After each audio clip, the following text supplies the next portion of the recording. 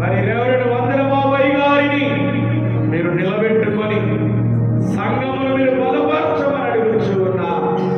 దైవజనులు ప్రభువా, వాక్యము బోధిస్తూ ఉండగా నీ పరిశుద్ధాత్మ అభిషేకము ఈ స్థలములో దిగునుగాక. నీ పరిశుద్ధాత్మ వాక్కులు ప్రతి వారి హృదయమునకు తాకునుగాక. ప్రార్థన చేస్తున్నాను ప్రభువా, నీ సేవకునిలో నుండి ప్రభువా నీ శిలువ చాటున మీరు మరుగుపరచు. ప్రతి ఒక్కరితో మీరు మాట్లాడండి. ఇదిగో నాయన, మంచి నేల పడిన విత్తనాల వలె ఫలించినట్లుగా, అభివృద్ధి పొందినట్లుగా వేస్తున్న ప్రతి విత్తనము సారవంతమైన నేలలో పడునుగాక. అవి ఫలించునుగాక. ఫలించి వాటి ద్వారా సంఘము తృప్తి పొందునుగాక అని ప్రార్థన చేస్తున్నాను ప్రభువా. ఈ దీనదాసుని ద్వారా ఈ స్థలంలోని ఆత్మ అభిషేకము ప్రతి ఒక్కరి మీదకి మీరు దిగి రమ్మనిస్తున్నాను. ఈ కార్యం ఈ స్థలంలో మీరు జరిగించండి. ప్రతి వారి హృదయాలు తెరవబడడానికి ఈ కార్యాన్ని జరిగించండి. దూర శబ్దం ద్వారా, మైకుల ద్వారా, అయా గృహాల్లో ఉండి వింటున్న ప్రతి వారి హృదయములు యేసు నామములో తెరవబడునుగాక. అంటూ ఈ యొక్క ప్రార్థన ప్రభువా కదిలించబడునుగాక. ఈ ప్రార్థన చేసి అడిగి వేడుకుంటున్నాను పరమ తండ్రి. ఆమేన్. ఆమేన్.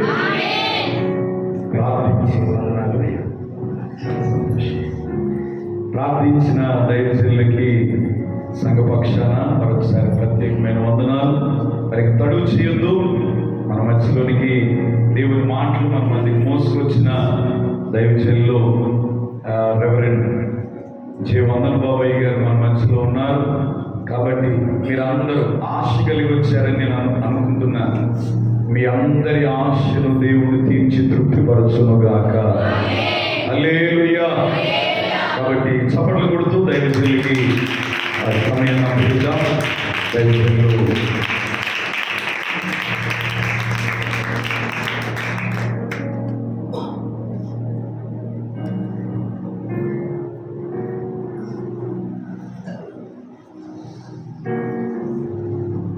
దేవుని పరిశుద్ధ నామానికి మహిమ కలుగునుగాక.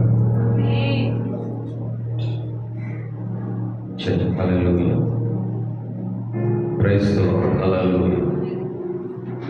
హల్లెలూయా.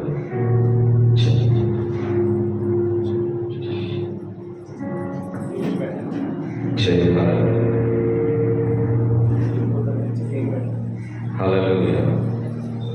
స్తోత్రం. దేవుని పరిశుద్ధ నామానికి మహిమ ఘనత ప్రభావములు కలుగునుగాక.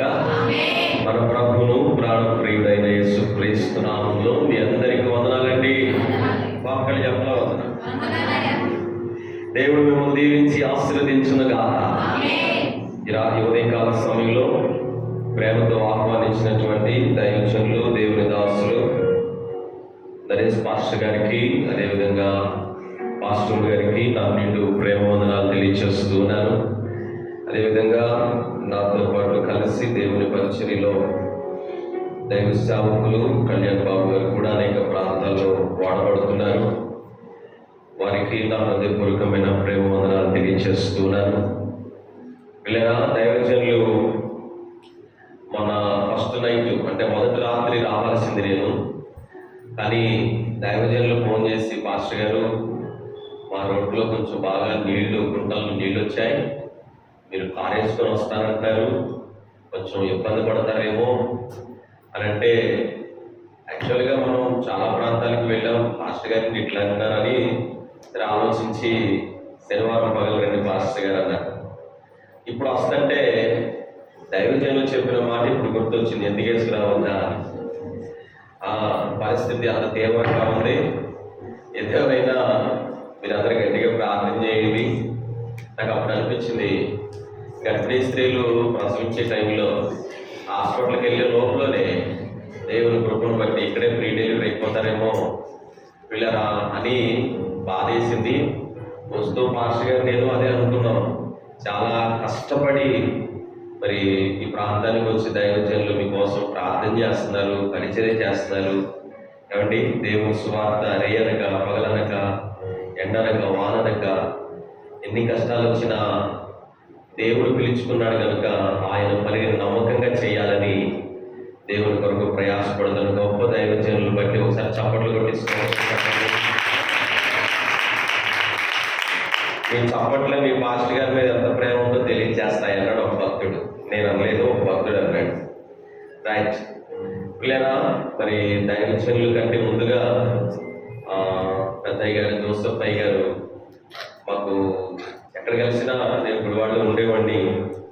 బాబాయ్ బాబాయ్ అని పలకరించేవాడిని.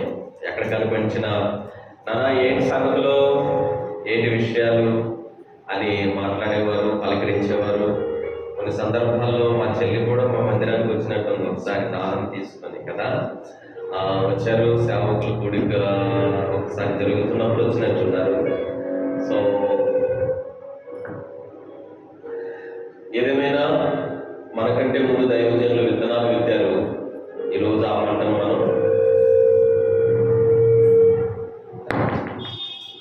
ఈరోజు ఆ పంటను మనం కోసుకుంటున్నాం. స్తోత్రం చెప్పండి. చేతులు ఎత్తితే ఎవరన్నా అంటారేంటి? గట్టిగా చెప్తే ఎవరన్నా అంటారేంటి? మంచిది. దైవజనులు, దేవుని దాసులు మంచి పరిచయం చేశారు. ఈ లోకాన్ని విడిచిపెట్టి ప్రభు రాజ్యానికి వెళ్ళారు. వారు వెళ్ళారు కానీ వారి గురుతులు ఇక్కడ కనబడుతూనే ఉన్నాయి. వారు వెళ్ళినా వారి గురుతులు కనబడుతూనే ఉన్నాయి. కానీ ఆ గురుతులు మనం ఎప్పటికీ చెరిపేవారుగా ఉండకూడదు. ఇంకా పరిపూర్ణంగా గురుతులకు తగినటువంటి భక్తి జీవితాన్ని మనం చేసి ప్రభు రాజ్యానికి అనేక మందికి సువార్తను ప్రకటించి దేవుని రాజ్యంలో మనం వాడబడుదుముగా. స్తోత్రం జీవితం గట్టిగా. మిమ్మల్ని చూస్తే చాలాసేపు కూర్చున్నట్టున్నాను. మీ బాధ చూడలేక ఒక 5 నిమిషాలు లేచి నిలబడి, ఒకే ఒక 5 నిమిషాలు బైక్ క్రింద పెట్టండి.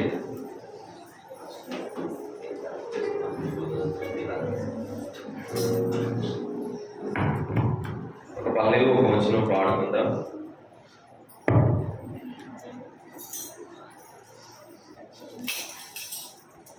పాట పాడుతూ చప్పట్లు కొడుతూ ప్రభుని స్తుతించి మనం ఆరాధన చేద్దాం. దేవుడు మంచి దేవుడు.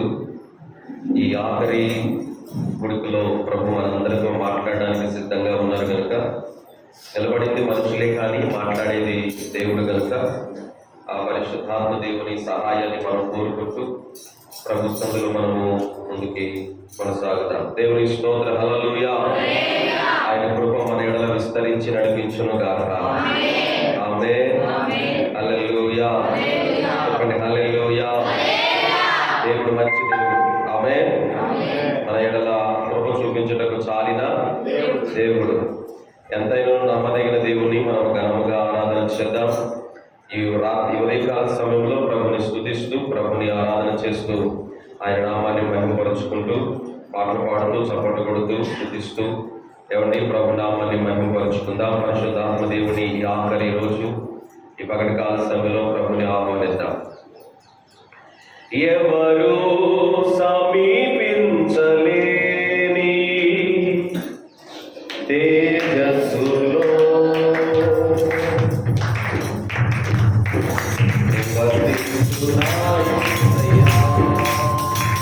ఎవరు సమీపించలేని తేజస్సులో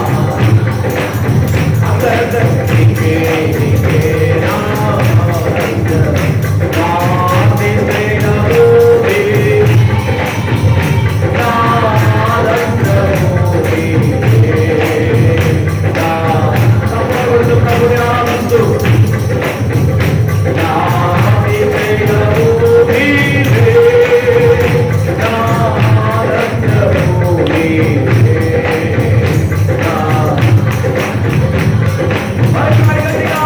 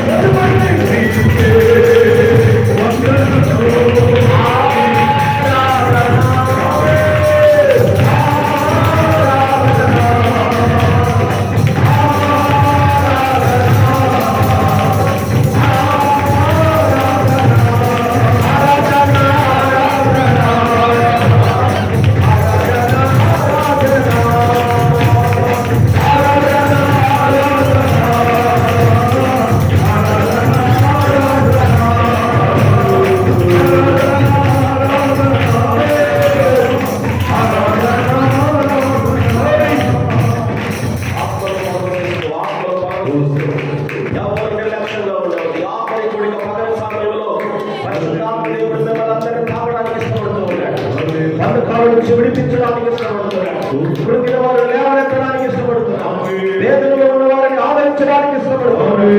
కనుక వారందరూ రెండు చేతులు పైకెత్తి, అందరూ రెండు చేతులు పైకెత్తి, ఎవరు కళ్ళు తెరిచి చూడవద్దు. పరమగా దేవుడు కలవడుతూ ఉన్నాడు. ఈ రాత్రి ఉదయకాల సమయంలో పరమగా దేవుడు కలవడుతున్నాడు కనుక ఆయనకు మన హృదయాలు సమర్పించదా. లాగున రెండు చేతులు పైకెత్తి, యేసయ్యా నాతో మాట్లాడుతున్నా. నా స్థితి ఏంటో నీకు తెలుసయ్యా, నా పరిస్థితి ఏంటో నీకు తెలుసయ్యా, నా బాధ ఏంటో నీకు తెలుసయ్యా, నా కష్టం ఏంటో నీకు తెలుసయ్యా. యేసయ్యా నాతో మాట్లాడు. అద్భుతం చేయువయ్యా నా జీవితంలో, నిన్నే నమ్మి ఉన్నా యేసయ్యా. అద్భుతం చేయువయ్యా జీవితంలో, నిన్నే నమ్మి ఉన్నా యేసయ్యా. నిన్నే నమ్ముకున్నాను, నీ వంటి వారు ఎవరయ్యా. సిద్ధమా? నిన్నే నమ్ముకున్నాను, నీ వంటి వారు ఎవరయ్యా. అందరూ చెప్పండి. అద్భుతం చేయువయ్యా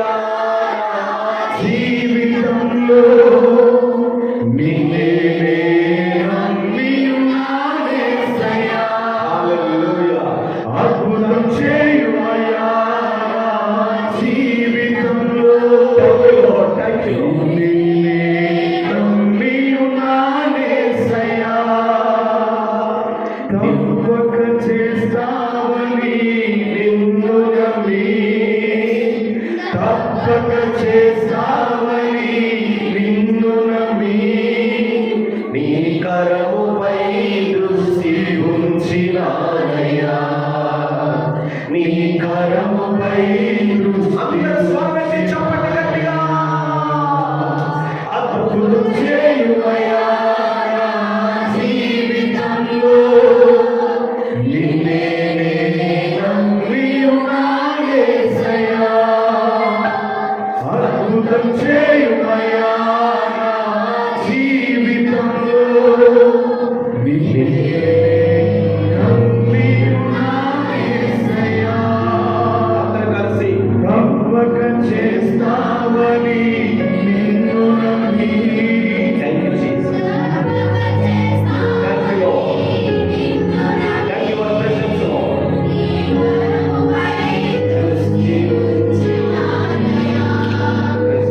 ఈ కరముపై దృష్టి ఉంచినానయ్యా. హల్లెలూయా, హల్లెలూయా, హల్లెలూయా, హల్లెలూయా. దేవాని మహిమకై వందనాలు. మీరు దిగి వచ్చినందుకై స్తోత్రాలు. మా మధ్యలో మీరు కలవాడుతున్నందుకు స్తోత్రాలు. వచ్చిన వెంటనే మీరు మాట్లాడబోతున్నందుకు స్తోత్రాలు. బలమైన నీ మాట మాకు వినిపించబోతున్నందుకు స్తోత్రాలు. ఎవరైతే బంధకాలతో బంధించబడి ఉన్నారో ప్రతి సంఖ్యను పెంచబోతున్నందుకు స్తోత్రాలు. మీ నామమునకు మహిమ కలుగునుగాక. మీ నామమునకు ఘనత కలుగునుగాక. వచ్చిన నీ బిడ్డలందరిపై కృప కలుగునుగాక. జీసస్. అందరితో మీరు మాట్లాడండి. యేసు నామములో అడుగుచున్నాను తండ్రి. అందరూ చెప్దాం ఆమేన్. హల్లెలూయా. అందరూ అలా కూర్చున్నారు.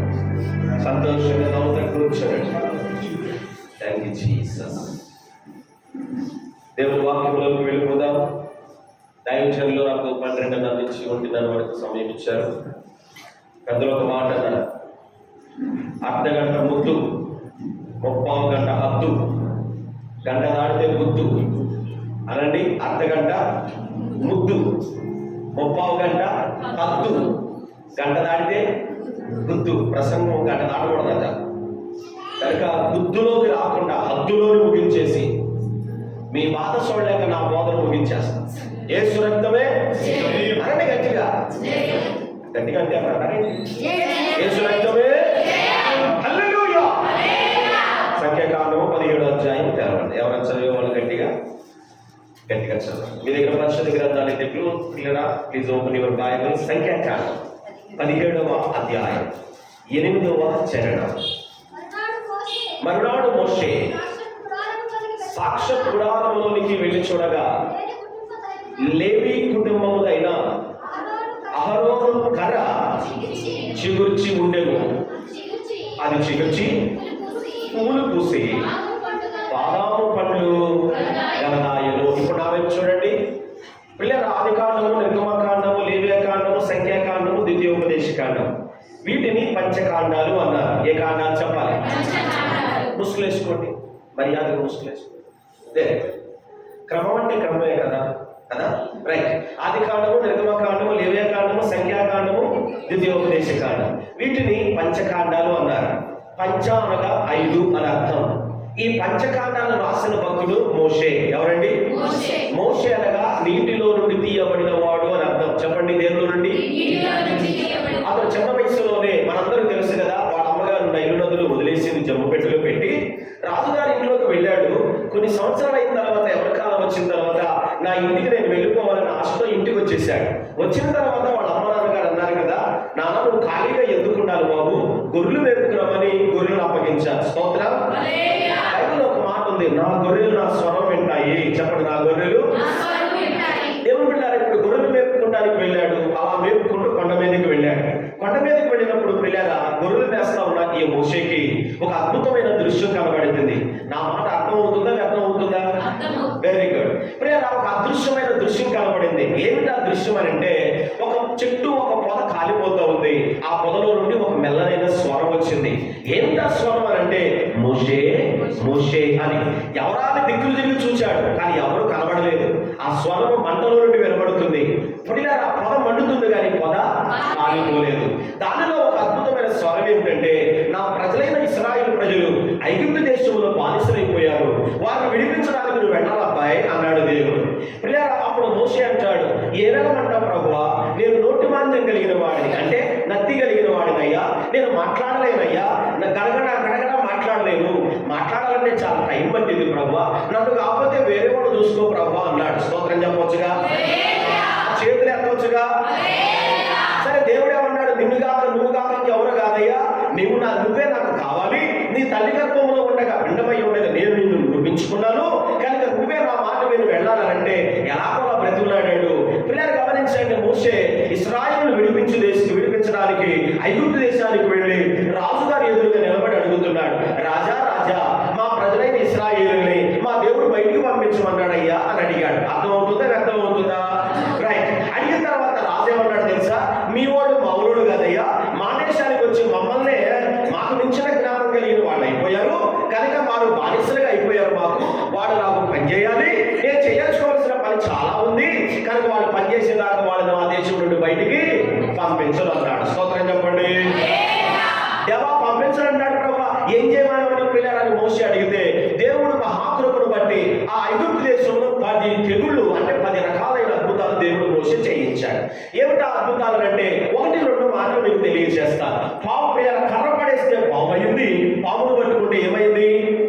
ఏం మాట్లాడితే కర్ర అయ్యింది. ఇది ఒక అద్భుతం కదా. పిల్లలు గమనించండి, వాళ్ళు భోజనం చేస్తున్న భోజనంలో కుండలు, అన్నం కుండలు అంట పిల్లలు గమనించండి, కప్పలు, పేర్లు ఇలా కొన్ని ఉన్నాయంట, మిడతలు వచ్చినాయట. అంత మాత్రమే కాదండి పిల్లలు గమనించండి, నీళ్లు రక్తంగా మారిపోయినాయట. అంత మాత్రమే కాదండి పిల్లల తొలి సంతానం, మగ సంతానం అంతా కూడా ఏమైపోయిందంట? చనిపోయిందంట. అప్పుడు రాజు భయమేసి, ఇదిగో వీళ్ళు నా దేశంలో ఉంటే నాకు అపాయం, వాళ్ళు మా దేశంలో ఉండకూడదని మోషేతో అన్నాడు, ఇదిగో మీరు వెళ్ళిపోండి మా దేశాన్ని విడిచిపెట్టి, మీరు ఉండటం వలన మా దేశంలో మగ పిల్లలంతా ఏమైపోతున్నారు? మాట్లాడరే, చనిపోతున్నారు అనగానే ఇశ్రాయేలుకి అంత ఆనందం కలిగిందో. స్తోత్రం చెప్పండి గట్టిగా. ఆడపిల్లకి అత్తగారింటికి పుట్టింటికి వెళ్ళమండి ఎంత సంతోషం కలిగిందో. పిల్లలు అంత సంతోషం కలిగి వీళ్ళు పాటలు పాడుకుంటూ బయలుదేరి వచ్చేస్తున్నారు. డ్రమ్ కొడతావు నువ్వు, లైన్లో పెట్టుకో. పిల్లలు గమనించండి, పాటలు పాడుకుంటూ వచ్చేస్తున్న సందర్భంలో ఏమిటా పాట రే? ఇశ్రాయేలు సైన్యమునకు, ఇశ్రాయేలు సైన్యమునకు నేను మాత్రం చూడనొస్తే తప్పునాది. చెప్పండి గట్టిగా. పాట పాడుకుంటూ సంతోషం, ఆనందం బాగా వచ్చేస్తున్నారు. ముందు నడుచుకుంటూ వస్తున్న సంతోషంలో పిల్లల 1 మంది, 2 మంది, 100 మంది, 200 మంది, లక్షల మంది బయలుదేరారు. లక్షల మంది బయలుదేరాలంటే పిల్లలు గమనించి వాళ్ళతో వాళ్ళు పిల్లలు బయలుదేరారు, వాళ్ళతో పాటు కుక్కలు, కోళ్ళు, ఎద్దులు మొత్తం బయలుదేరారు. అన్ని బయలుదేరాలంటే మనకులాగా చిన్న రోడ్డుగా సరిపోవు కదా. వాళ్ళు బయలుదేరకుండా వస్తూ ఉన్నారు. సముద్రం ఎదురొచ్చింది. ఎర్ర సముద్రం దగ్గరికి రాగానే మోషేని అంటున్నారు, మోషే మోషే మోషే మమ్మల్ని చంపడానికి 5 దేశములు స్థలాలు ఇవ్వా, అక్కడ ఇక్కడికి వచ్చి మమ్మల్ని చంపేస్తావా? నువ్వు ఎంత తెలివిగా లావుడురా బాబు, నువ్వు నచ్చోడైతే మాత్రం, నచ్చోడైతే మాత్రం తీసుకొని ఒకేసారి అందరూ ఎక్కడ పడతా మమ్మల్ని? సముద్రంలో పడితే పేడ అరిగిపోద్దా అని మోసే మీద తిట్టారంట. స్తోత్రం చెప్పండి గట్టిగా. ఎవరు తిట్టకూడదు?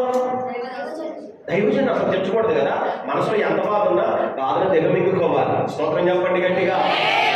దైవజనుడే, కాపరే మనకి కాపరే కదండి. మీరు బాధల్లో ఉన్నా, మీరు కష్టాల్లో ఉన్నా, మీరు వేదనలో ఉన్నా, మీరు ఇరుకులో ఉన్నా, మీరు ఇబ్బందుల్లో ఉన్నా, మీరు రోగంతో ఉన్నా, హాస్పిటల్లో ఉన్నా, సంతోషంగా ఉన్నా, దుఃఖంలో ఉన్నా, వేదనలో ఉన్నా, ఎప్పుడైనా ఏ సమయంలో అయినా నిలబడే ఒకే ఒక వ్యక్తి ఎవరైనంటే దైవజనుడు. చెప్పేవాడు గట్టిగా చెప్పు. ఆ దైవజనుడు మోషే మీద తిరుగుబాటు చేశారు. దేవుడు ఏమన్నాడు తెలుసా? బైబిల్ ఒక మాట ఉంది, దిక్కులేని వారికి దేవుడే దిక్కు. దేవా దేవా దేవా, నేను ఎలాగంటే ప్రభా అక్కడ అగ్నిలో మాట్లాడి నన్ను పంపించావయ్యా, ఎందుకు ప్రభా నాకు ఈ దెబ్బలో ఈ ప్రజలేమో నా మీద తిరుగుబాటు చేస్తున్నారు, నేను వెళుతూ మాట్లాడిన ప్రభా అంటే, నోరు మూసుకో మోషే, నీ చేతిలో ఏముంది అబ్బాయి అన్నాడు. ఏముందయ్యా? డబ్బులు ఇవ్వయ్యా, కర్ర ఉందయ్యా అన్నాడు. ఆ కర్రని ఎత్తి సముద్రం వైపు చూపించమన్నాడు. ఎంతవరకు అర్థమైందా? వ్యర్థమైందా? వెంటనే సముద్రం ఏమైపోయింది? ఆరినా. ఏమంటే 4 రోజుల నుంచి వర్షం వద్ద కోడి మొక్క వర్షానికి మన రోడ్లు ఆరట్లా, మన ఇంట్లో చెమ్మొస్తుంది. దేవుడు చేసే కార్యం ఎలా ఉంది తెలుసా? దేవుడు అద్భుతం చేసి అప్పటికప్పుడు సముద్రం కూడా ఏమైపోయింది. మీరు నమ్ముతున్నారా? దేవుడు అటువంటి అద్భుతాలు 21 రోజుల ప్రార్థన ద్వారా మీ పట్ల చేయబోతున్నాడు, మీ సంఘం పట్ల చేయబోతున్నాడు.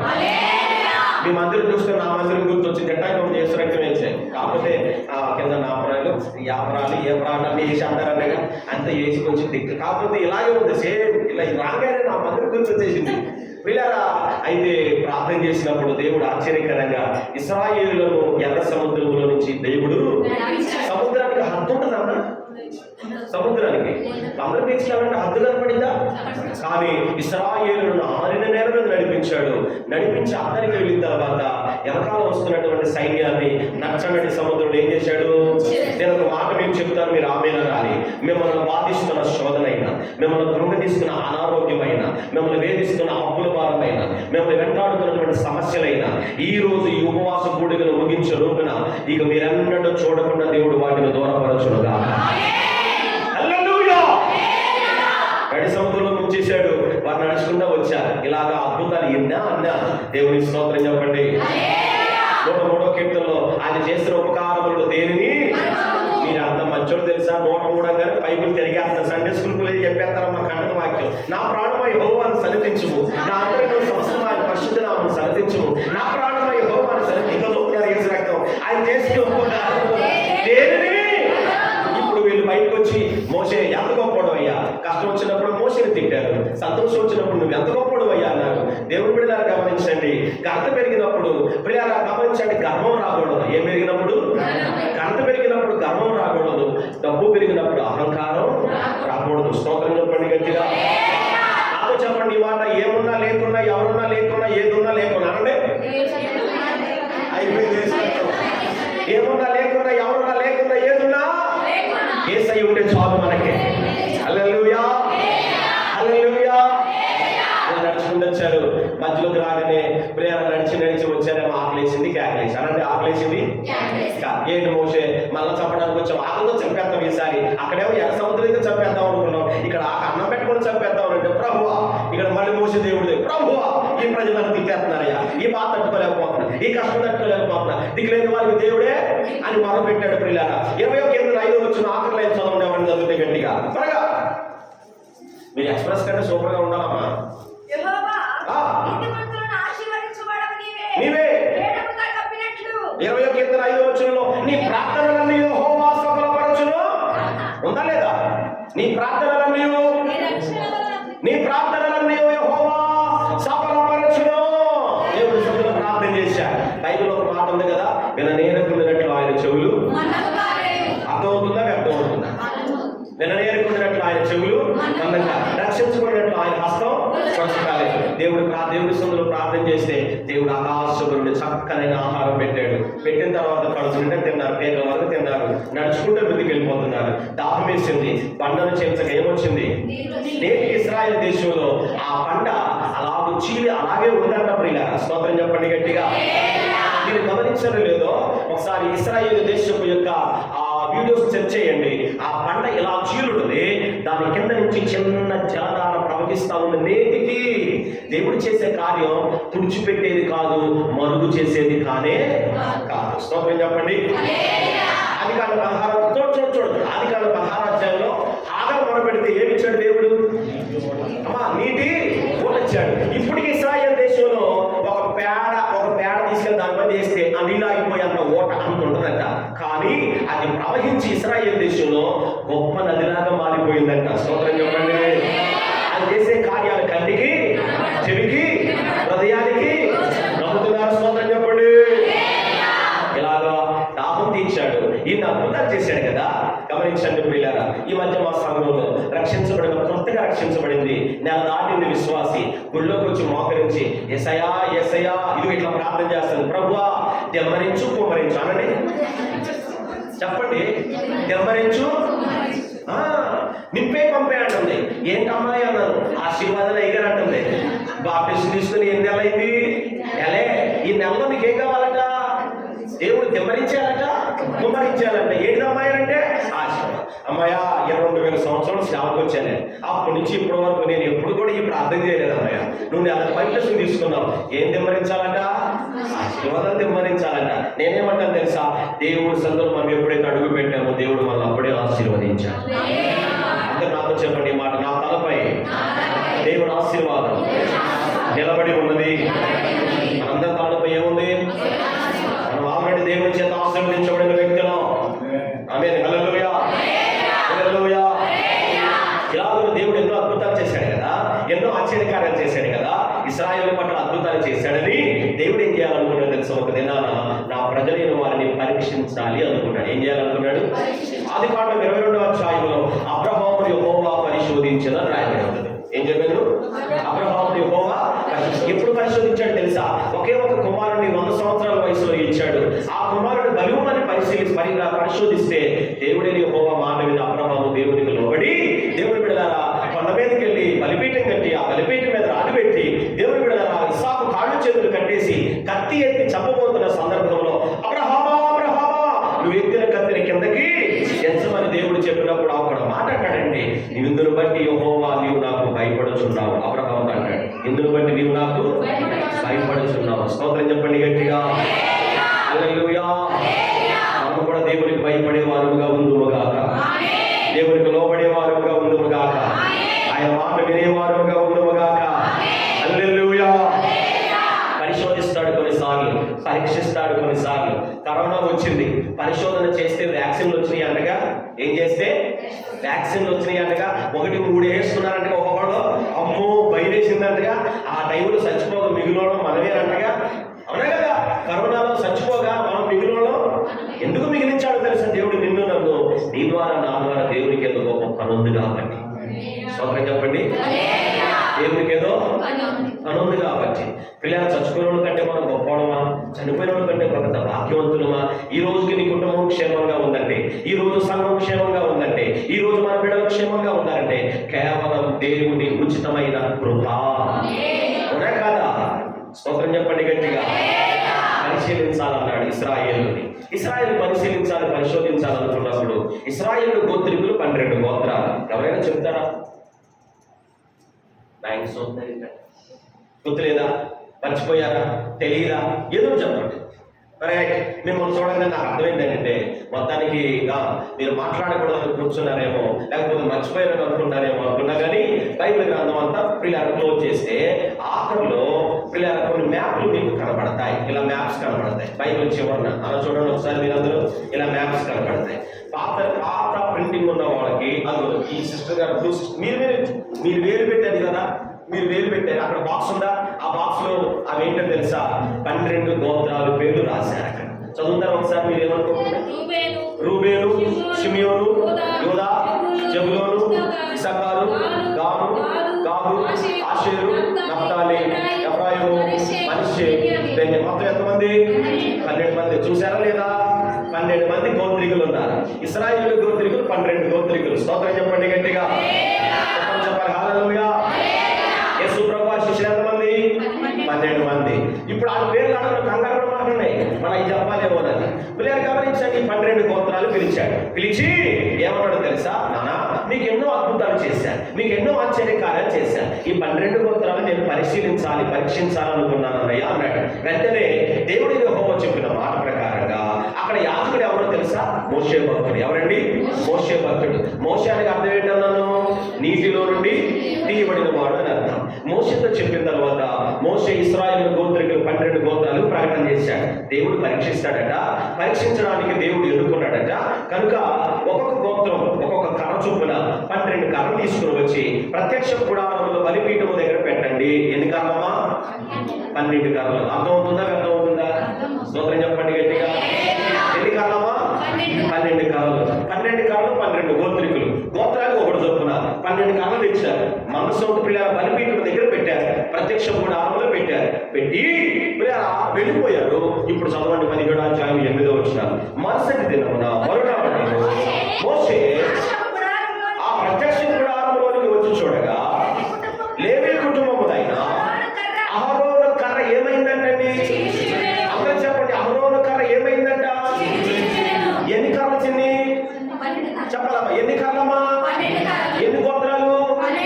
ఎక్కడ పెట్టారు? ప్రత్యక్ష గుడారం. అలాగే ఎక్కడ పెట్టారు? రైట్. ఇప్పుడు 12 కర్రల్లో ఎవరి కర్ర చిగురించిందట? ఏ గోత్రం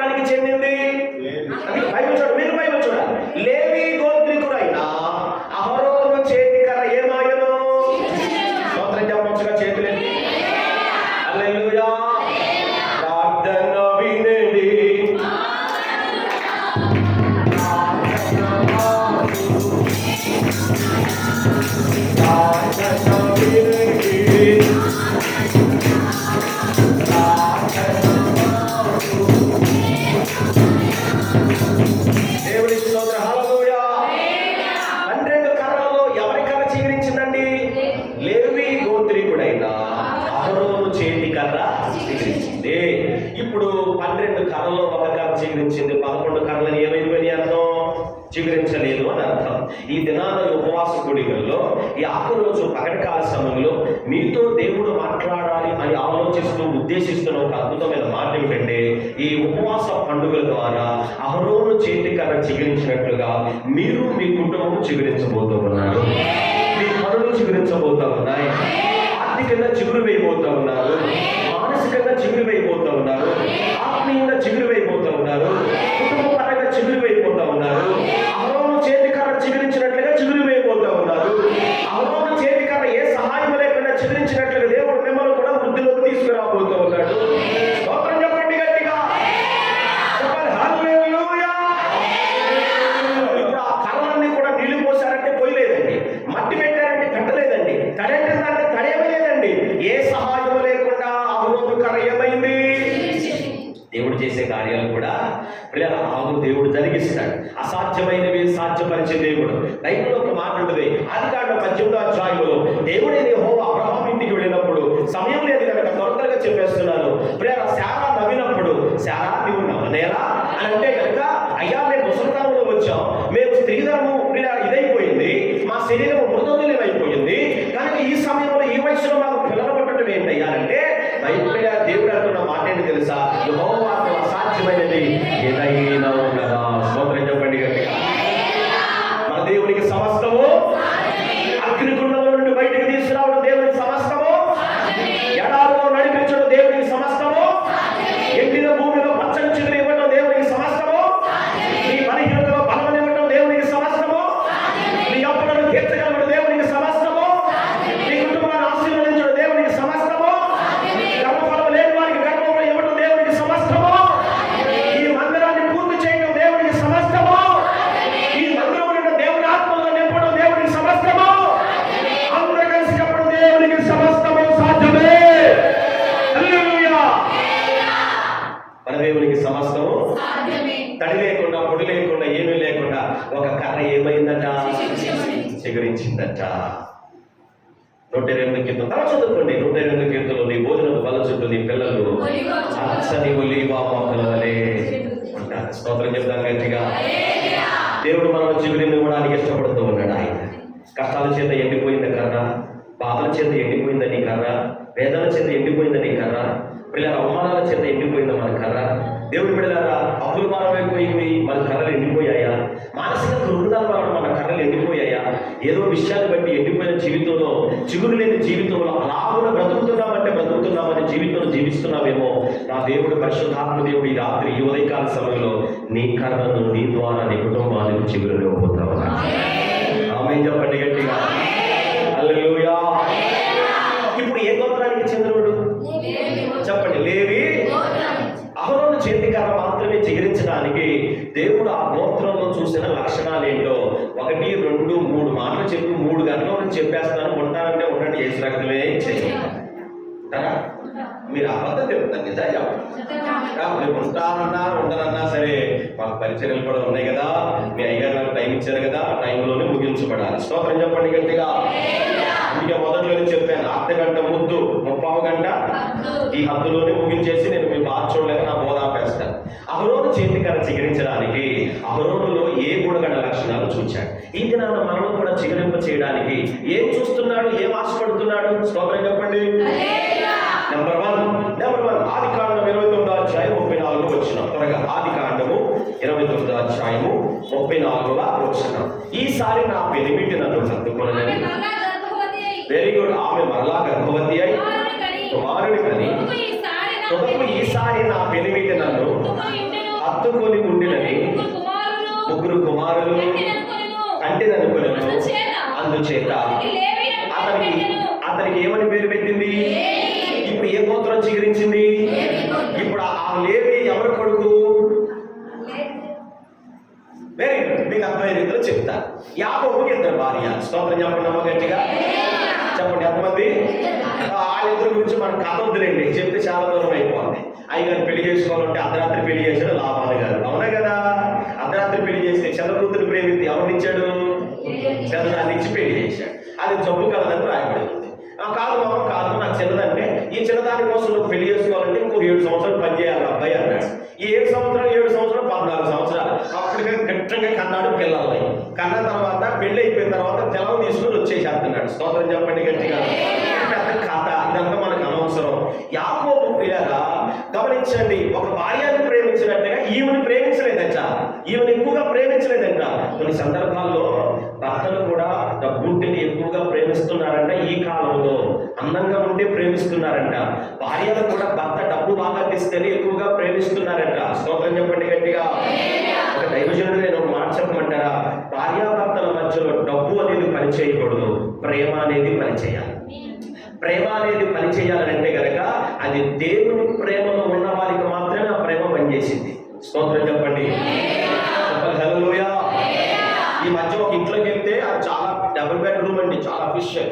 వాళ్ళు మంచి ఇంజనీరింగ్స్ వాళ్ళు ఉద్యోగాలు చేస్తారు. ఒక్కొక్కరు 75,000 సంపాదిస్తారు. భార్య 75, ఆమె కూడా 75. ఎంత మొత్తం 1,50,000 కదా, 1,50,000. ఎందుకు పాస్టర్ గారు వచ్చారని పిల్లలు గమనించండి. ఈ విధంగా పిలుస్తుంది. హలో చిన్ను అనగానే నేను అనుకున్న చిన్ను అనగానే పిల్ల కుక్క వచ్చింది అనుకున్నాడు. కుక్క రాలా పిల్లలు లేదన్నా, ఆ భర్త వచ్చాడు.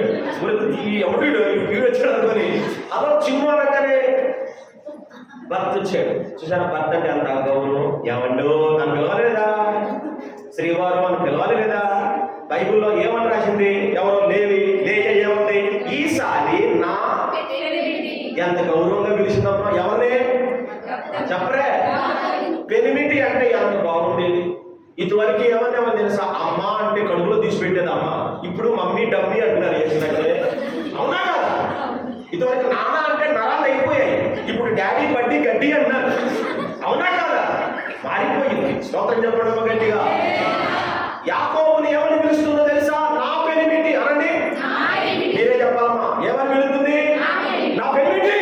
పెనిమిటి అంటే నా భర్త అని. ఈసారి నా పెనిమిటి నన్ను హత్తుకొనెను. అహరోను చేతికన్నా చిగురించడానికి అహరోను గోత్రంలో అంటే లేవి గోత్రంలో ఏం చూశాడు తెలుసా, దేవుడు హత్తుకోవడం చూశాడు. స్తోత్రం చెప్పండి గట్టిగా.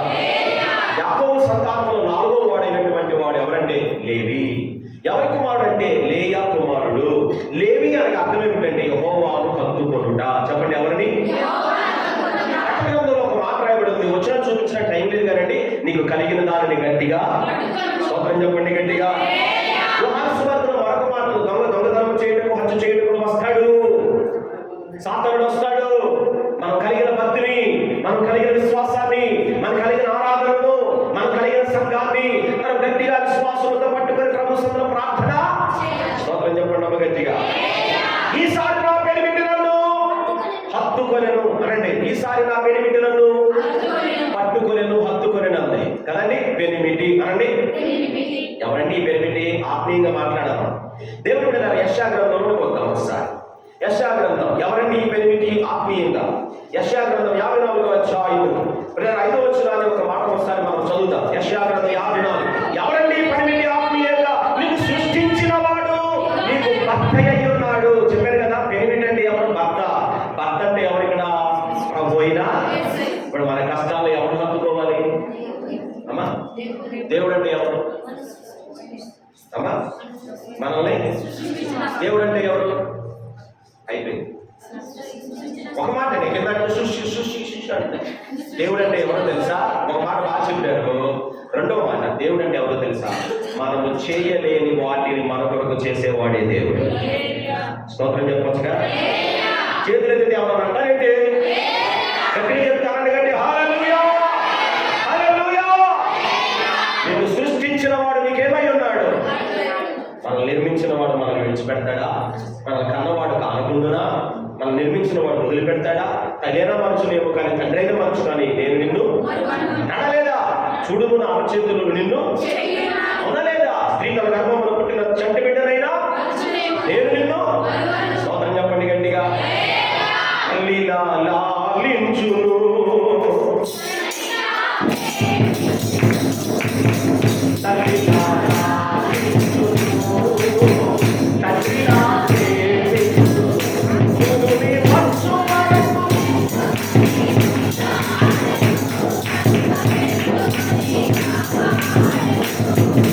ఏ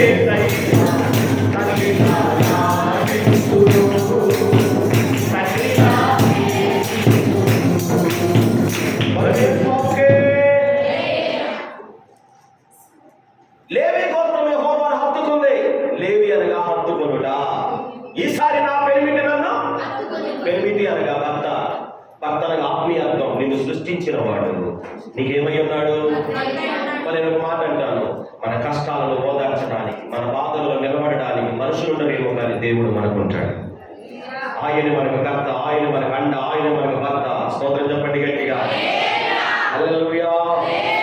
అహరోను గోత్రం చిగురించడానికి ఆ గోత్రికులు ఎవరు హత్తుకున్నారంటే దేవుడిని హత్తుకున్నారు. స్తోత్ర.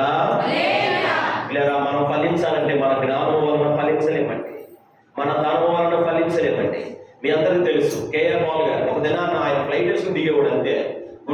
గుడివాడ ఎన్టీఆర్ స్టేడియంలో హెలికాప్టర్ వేసుకుని ల్యాండ్ అయ్యాడు అక్కడ. కానీ ఈ రోజు అప్పుడు బాగా ఫలించాడు. దేని బట్టి? బాగా వచ్చిందంటగా, కోట్లు వచ్చింది అంటగా టైంలో, ఎకరాలు కొనేసాడు అంటగా, డబ్బుల వల్ల ఫలించాడు. కానీ ఈ రోజు ఉండా డబ్బు. ఈరోజు కేఆర్ పాల్ గారిని ఎట్లా చూస్తున్నారు? జోకర్ లాగా చూస్తున్నారు. అవునా కదా? ఒకరోజు ఆయనతో సెకండ్ ఇవ్వడానికి ఎగబడ్డా, ఈ రోజు ఆయన భుజం మీద వేసే స్థితిలోకి వెళ్ళిపోయారు. ఎవరు పడతారు? డబ్బు వలన మనం ఫలించమండి, జ్ఞానం వలన ఫలించమండి, బుద్ధి వలన ఫలించమండి. ప్రియారా మనకున్నటువంటి చుట్టూ మిగిలేరా దేవుని బట్టి మనం ఫలించమండి. దేవుని ద్వారా మాత్రమే మనం ఫలించి అభివృద్ధి పొందుతాం. స్తోత్రం చెప్పండి గట్టిగా. హల్లెలూయా. ఇప్పుడు మనం ఫలించాలంటే ఎవరిని హత్తుకోవాలి? ఇంకొక మాట మీకు చెప్తాను. దానియేలు అనే మహాభక్తుడు ఉన్నాడండి. బాల్య దశ నుంచే, ఎవరిని? బాల్య దశ నుండే దేవుడు హత్తుకున్నాడు కనుక, వినండి చూడద్దమ్మా, అమ్మ వినండి, టైం అయిపోయింది. బాల్య దశ నుండి దేవుడు హత్తుకున్నాడు కనుక, దేవుడు బిడ్డలారా, పనివాడిగా వెళ్ళిన వాడు పరిపాలకుడు స్థాయిలోనికి దేవుడు ఆశీర్వదించాడు. అనే మాట, పనివాడిగా వెళ్ళిన వాడు. మీరు అలా చెప్తున్నారు తెలుసా? ఊపిరి లేనివాడు ఊరు వెళ్ళినట్లుగా చెప్తున్నారు. గట్టిగా చెప్పండి. పనివాడిగా వెళ్ళిన వాడు పరిపాలక స్థాయిలోకి వెళ్ళాడు. అర్థమైంది మీకు? పనోడి స్త్రీని దేవుడు ఏం చేశాడు? నేను బాగా సెర్చ్ చేశాను దానియేలు గురించి చదివితే, దానియేలు అంట బాల్య దశ నుండి దేవుని హత్తుకోవడం మొదలుపెట్టాడు. బాల్య నుంచి దేవుని పట్టుకోవడం మొదలుపెట్టాడంట. ఆయన సన్నిధిలో ఉండటం మొదలుపెట్టాడంట. మొదటి సమయ గ్రంథంలో ఒక మాట రాయబడి ఉంటుంది. అన్న శిలోహులో ఉన్న మందిరంలోకి వెళ్ళి ప్రార్థన చేస్తే గర్భఫలం దేవుడిచ్చి సమూయేలు కుమారుని ఇచ్చాడంటగా. ఇచ్చిన తర్వాత అతను పాలు విడిచిన తర్వాత ఏలీ అనే దైవజనుడి దగ్గర వదిలిపెట్టిందంట కదా. వదిలిపెట్టిన తర్వాత ఏలీకి ఇద్దరు కొడుకులు ఉన్నారంటగా. ఒకటి పేరు హోఫ్ని, రెండోవాడి పేరు ఫినిహాస్ అనే వాళ్ళు ఉన్నారంట కదా. వాడితో మాట్లాడకుండా దేవుడు ఎవరితో మాట్లాడాడు తెలుసా? సమూయేలు అనేటువంటి వాడితో, బాలుడితో మాట్లాడాడు. దేవునికి స్తోత్ర.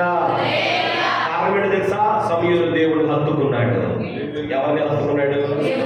మన జీవితాల్లో ఎన్నో పలు సందర్భాల్లో దేవుడు విడిచిపెడుతున్నాం, ప్రార్థన మర్చిపోతున్నాం, దేవుడికి దూరమైపోతున్నాం, ప్రతిష్టాత్మలు మర్చిపోతున్నాం, దేవుడి సొంత విజ్ఞాపన చేయడం మర్చిపోతున్నాం. ఏదో సమస్య వచ్చిందని, ఏదో ఇబ్బంది వచ్చిందని దేవుని ఆరాధనకు దూరమైపోతున్నామేమో. కానీ ఒక సావుకుని మీకు చేతులు జోడించి చెబుతున్నాను, ప్రతి సమయమందు దేవుడు హత్తుకుంటే మిమ్మల్ని మీ సంతానంలో దేవుడు ఫలించే వృక్షములుగా మారుస్తాడు. స్తోత్రం చెప్పండి. హల్లెలూయా. నేను వస్తా ఉంటే ఇవన్నీ పొలాలు వస్తా ఉంటే చాలా చక్కగా సంతోషం వేసింది. పాస్టర్ గారికి, కళ్యాణ్ పాస్టర్ గారితో అన్నాను, పాస్టర్ గారు ఇప్పుడే చేరు ఎంత నడుతున్నాయి, కంకులు బయటకు వచ్చినాయి, అమ్మా కంకులు బయటకు వచ్చినాయి అని అంటే, అవును పాస్టర్ గారు మాట్లాడుకుంటూ వచ్చాం. కానీ మా సైడ్ అట్లా ఉండవండి. 400 ఎకరాలు చెరువు, 300 ఎకరాలు చేపల చెరువు, రొయ్యల చెరువులు వేసేసి మమ్మల్ని తాగడానికి నీళ్ళు లేకుండా చేస్తున్నారు. యేసు రక్తం ఇచ్చాయి. పిల్లలు అంత కలుషం అయిపోయింది. పిల్లలు గమనించండి. అయితే మా చర్చిలో ఒక అన్నలాగా ఎట్లా కూర్చున్నాడు, బ్లూ షర్ట్ వేసుకున్నాడే అన్నలాగా ఒక ఆయన ఉన్నారు. ఆయన ఏం చేశారంటే, పాస్టర్ గారు అని ఒక చేసేదేంతో ప్రారంభం ఎలా వెళ్ళాలి? మెల్లగా కదా. పెద్దలు అందుకే ఊరికి అట్లా పరిగెత్తి పాదాలంటే చెప్పండి, నిలబడి మెల్లగా ప్రారంభించాలి కదా. ఇక చూడండి, తీసుకొని 150 ఎకరాలు చెరువు తీసేసుకున్నాడు. రొయ్యలు వేసాడు. రొయ్యి చాలా జాగ్రత్తగా ఉండాలి. చిన్న వైరస్ వెళ్ళిన మొత్తం ఏమైపోతుంది? తెరబడిపోతుంది. రొయ్యి డబ్బులు రావండి, లక్షలు ఖర్చు పెట్టాలి. ఎంత ఖర్చు పెడితే లాభం? అది బాగా పంట పడితే అన్ని కోట్లు వస్తాయి. దానికి నిజం అంత బాగా వస్తుంది. కానీ అతను చెరువు వేసేటప్పుడు, పంట వేసేటప్పుడు, రొయ్యి పిల్ల వేసేటప్పుడు పాస్టర్ గారు గుర్తు రాలేదు, ప్రార్థన చేసి కొబ్బరి నూనె గుర్తు రాలేదు, దేవుడు గుర్తు రాలేదు, ఎవరు గుర్తు రాలేదు. హడావుడి గందరగోళం చేసేసాడు అంతే. అందుకని ఊరికే ఒక మాట అన్న పెద్దోడు, శుద్ధి మధ్య లేనుడు అంట, సూటికేసి భుజం మీద వేసిపోయినట్టుగా. శుద్ధి మధ్య లేనుడు ఏం చేశాడట? సూటికేసి భుజం మీద వేసుకుని వెళ్ళిపోయాడంట. ఓ పిల్లలకి గమనించండి, వీడు శుద్ధి మధ్య లేనుడు. అన్ని చేయాలి క్రమంగా. క్రమం అంటే క్రమమే కదా. పాట అంటే పాట, ప్రార్థన అంటే ప్రార్థన, విశ్వాసం అంటే విశ్వాసం, ఉపవాసం అంటే చెప్పరే. క్రమం తప్పకుండా మనం ఉండకూడదు. యేసు రక్తమే కనీసం అర్థం చేయించుకోవాలి కదా. ఏం లేదు, వేసేసాడు 150 ఎకరాలు పిల్లలు వేసాడు, శిల్పి వేసాడు, వేసి రక్తం పిల్లరా గమనించండి. నేను చెప్పాను కదా, ఒక్క వైరస్ వచ్చిన రొయ్యలు ఏమైపోతే తిరగబడిపోతుంది. అది నమ్మడానికి కూడా పనికిరావు. మీరు కొన్ని సందర్భాల్లో గమనించండి, అప్పుడే తెల్లగా ఉన్న మరీ తెల్లగా ఉన్న రొయ్యి తినకూడదు. మళ్ళీ చెప్తున్నాను, ఎందుకంటే మీరు రొయ్యలు తింటామేమో, మరీ తెల్లగా ఉన్న రొయ్యి తినాలని కూడా తిరగబడిపోయిన రొయ్యలు కొంచెం పేర దాని ఏమంటారు, కొంచెం బ్లాక్గా తెల్లగా ఉన్న రొయ్యలు అది ఫ్రెష్గా ఉంటుంది అన్నమాట. దేవుడు బిడ్డలారా, తిరగబడిపోయింది 150 ఎకరాలు మొత్తం పంట నాశనం అయిపోయింది. అమ్మితే పెట్టుబడి దానికంటే ఇంకా లాస్లోకి వెళ్ళిపోయాడు. 38 లక్షలు నష్టమైంది. ఏం చేయాలి? అప్పుడు భార్య భర్తలు ఇద్దరు వచ్చారు. అయ్యగారు మేము చచ్చిపోతాం అయ్యగారు అంటే అదేమన్నారేమో, మరి పిల్లలు చచ్చిపోతాం అన్నమాట. అయ్యగారు గుర్తు రావాలి. అదే కదా, కాలిన తర్వాత ఎవరు గుర్తొచ్చారు? కొన్ని సందర్భంలో మనం కూడా హడావుడిగా ఏదో చేసేస్తూ ఉంటాం. వద్దండి, ప్రతి పనైనా ప్రతి ప్రయాణమైనా ఏది చేసినా ముందు దైవజనుని హస్తం మన చేతుల మీద ఉండాలి. హల్లెలూయా. ఈ మాట నాతో చెప్పండి. జనుల ఇంట దైవజనులు ఉండాలి. నీ ఇంట ఎవరు ఉండాలి కదా? అప్పుడు అయ్యగారు మేము చచ్చిపోతాం అని కూర్చోబెట్టి మంచిగా వాళ్ళే వాక్యం చేత బలపరిచి, అయ్యా 3 దినాలు ఉపవాసం ఉండండి, గుళ్ళో మోకరించండి, బయటికి వెళ్ళదు, తలుపులు చేసుకోండి, ఒక మంచి బాటిల్ వేస్తా, మీకు అన్నం కానీ టీ కానీ కాఫీలు కానీ, మీరు ఉపవాసాలన్నీ చాలా మంది కాఫీలు తాగేసేసి అన్ని వేసేసుకొని మేము ఉపవాసం అయ్యే ఆలకించడు దేవుడు. అలాగే వాళ్ళ ముగ్గురు పిల్లలు వాళ్ళిద్దరిని కూడా మంచినీళ్ళు తాగించి 3 రోజులు కట్టిక ఉపవాసం చేసి దేవుడు కూడా చిన్నగా పనికెళ్ళాడు. పనికెళ్ళడం మొదలెట్టాడు. రూపాయలు సంపాదించుకున్నాడు. అయ్యగారు నేను ఒక 25 సెంట్లలో రొయ్యేస్తాను అయ్యగారు అన్నాడు. ఇప్పుడు ఎవరు గుర్తొచ్చారు? సరే, నేను మాస్టర్ గారితో ప్రార్థన చేశాం, దేవుని మహాప్రభువుపై ఆశీర్వదించాం. 25 సెంట్లో అతను పెట్టిన దానికంటే డబల్గా మంచి రేట్లు దేవుడు ఆశీర్వదించాడు. 30 లక్షలు కాస్త 15 లక్షలు అప్పు తీరిపోయింది. స్తోత్రం చెప్పవచ్చు కదా. ఇప్పుడు ఎవరు పట్టుకున్నాడు? అమ్మా, దేవుని పట్టుకున్నాడు. దేవుని పట్టుకున్నప్పుడు అతడు ఫలించడం ప్రారంభించాడు. 25 సెంట్లు కాస్త 50 సెంట్లకు వేసాడు. చిన్న పంటల్లో 50 సెంట్లు కాస్త ఇప్పుడు 50 ఎకరాలు వేసాడు. దేవుని మహాప్రభువును బట్టి మంచి దేవుడు ఆశీర్వదించాడు. అతను వాడే కారు ఒక్కొక్కటి 30-50 లక్షలు. అంత మంచి కారు వాడుతున్నాడు. ఈ రోజు ధైర్యంగా చెప్తున్నాడు, నేను ఎప్పుడైతే కష్టంలో దేవుడిని హత్తుకున్నానో దేవుడు నా కళ్ళను చిగురించడం ప్రారంభించాడు. స్తోత్రం చెప్పండి గట్టిగా. హల్లెలూయా. దానియేలు కూడా పనివాడిగా వెళ్ళిన వాడు పరిపాలకుని స్థాయిలో దేవుడు ఆశీర్వదించాడు. కారణం ఏంటో తెలుసా? అతను బాల్య దశ నుండి దేవుని సదులో హత్తుకున్నాడు, దేవుణ్ణి పట్టుకున్నాడు. స్తోత్రం చెప్పండి గట్టిగా. బైబిల్ గ్రంథంలో ఒక అత్తగారికి 2 కోడళ్ళు ఉన్నారు. దేవుడు విడదారా, ఆ 2 కోడళ్ళు కూడా ఒక దినాన అత్తగారు అంటుంది, మీ ఇంటికి మీరు వెళ్ళిపోయింది, భర్త చనిపోయారు, ఈ దేశం మన దేశం కాదు, మోయాబు దేశానికి వచ్చాం, ఉన్నదంతా పోయింది. దేవుని స్తోత్రం చెప్పండి గట్టిగా. భయంకరంగా దుఃఖంలో ఉన్నాం, ఇక మిమ్మల్ని పోషించడం నా వల్ల కాదు, మీ ఇంటికి మీరు వెళ్ళిపోవాలంటే చిన్నపాళ్ళ ఉందండి. గబగబా వచ్చింది. ఆమె పేరు మొండి అంటే మీకు తెలిసే, వాపారగా మొండి అనే అమ్మాయి వచ్చి మెడ మీద పడిపోయి ముద్దు పెట్టేసి అత్తగారు బాయ్ అని చెప్పి వెళ్ళిపోయింది. దేవుని బిడ్డ స్నేహం అనేటువంటి రూతు వచ్చింది. రూతు అనగా స్నేహం. దేవుని చిత్తమైతే, ప్రభు రాకడ ఆలస్యమైతే, మీ అయ్యగారు తెలిస్తే ఈ రూతు గ్రంథం 4 అధ్యాయాలు దాని వివరణ మొత్తం ఒకరోజు వివరిస్తాను. మీకు చాలా బాగుంటుంది. స్తోత్రం చెప్పండి గట్టిగా. స్నేహం అనే రూతు వచ్చి ఏం చేసింది తెలుసా? అత్తగారి దగ్గరికి వచ్చి ఒక మాట అంటుంది, నీ దేవుడే, నీ ప్రజలే, మరణం తప్ప ఏది మనల్ని ఏం చేయదు. అబ్బే, నిన్ను విడిచి నేను వెళ్ళనే, నువ్వు ఎక్కడ చస్తావో నేను అక్కడే ఉంటాను, మరణం తప్ప ఏది మనల్ని వేడి చేయదని అత్తగారిని హత్తుకుండు రూతు. ఎవరిని? అత్తగారిని హత్తుకుండు రూతు. యేసుక్రీస్తు వారి వంశావళిలో ఎవరి పేరు రాయించాడు తెలుసా? దేవుడు రూతు పేరు రాయించాడు. రూతు ఏమన్నా దేవుడు నమ్ముకుందా? కాదండి. రూతు ఏమన్నా దేవుడు ఇశ్రాయేలు ప్రజలని? కాదండి. మోయాబు దేశస్తురాలు, అన్యురాలు కదండి. అందుకని పాట కూడా ఉంది కదా, అన్యురాలు రూతు అని ఒక పాట కూడా రాశారండి. మీ పిల్లలు గుర్తుందో లేదు కానీ, మోయాబు దేశములో అన్యురాలు రూతు, బెత్లెహేము పురమందు బోయాజు పొలమందు దేవుని దయ పొందేను ఆ రూతు, దేవుని దయ పొందేను. గుర్తొచ్చిందా పాట? Very good. స్తోత్రం చెప్పండి గట్టిగా. రూతు ఎవరిని హత్తుకుందంటే అత్తగారిని. ఎప్పుడైనా రూతుకి మనవడు పుట్టాడు. పిల్లరా దావీదు పుట్టాడు. ఆ దావీదు వంశముల నుండి ఎవరు వచ్చారు? యేసుక్రీస్తు వారు వచ్చారు.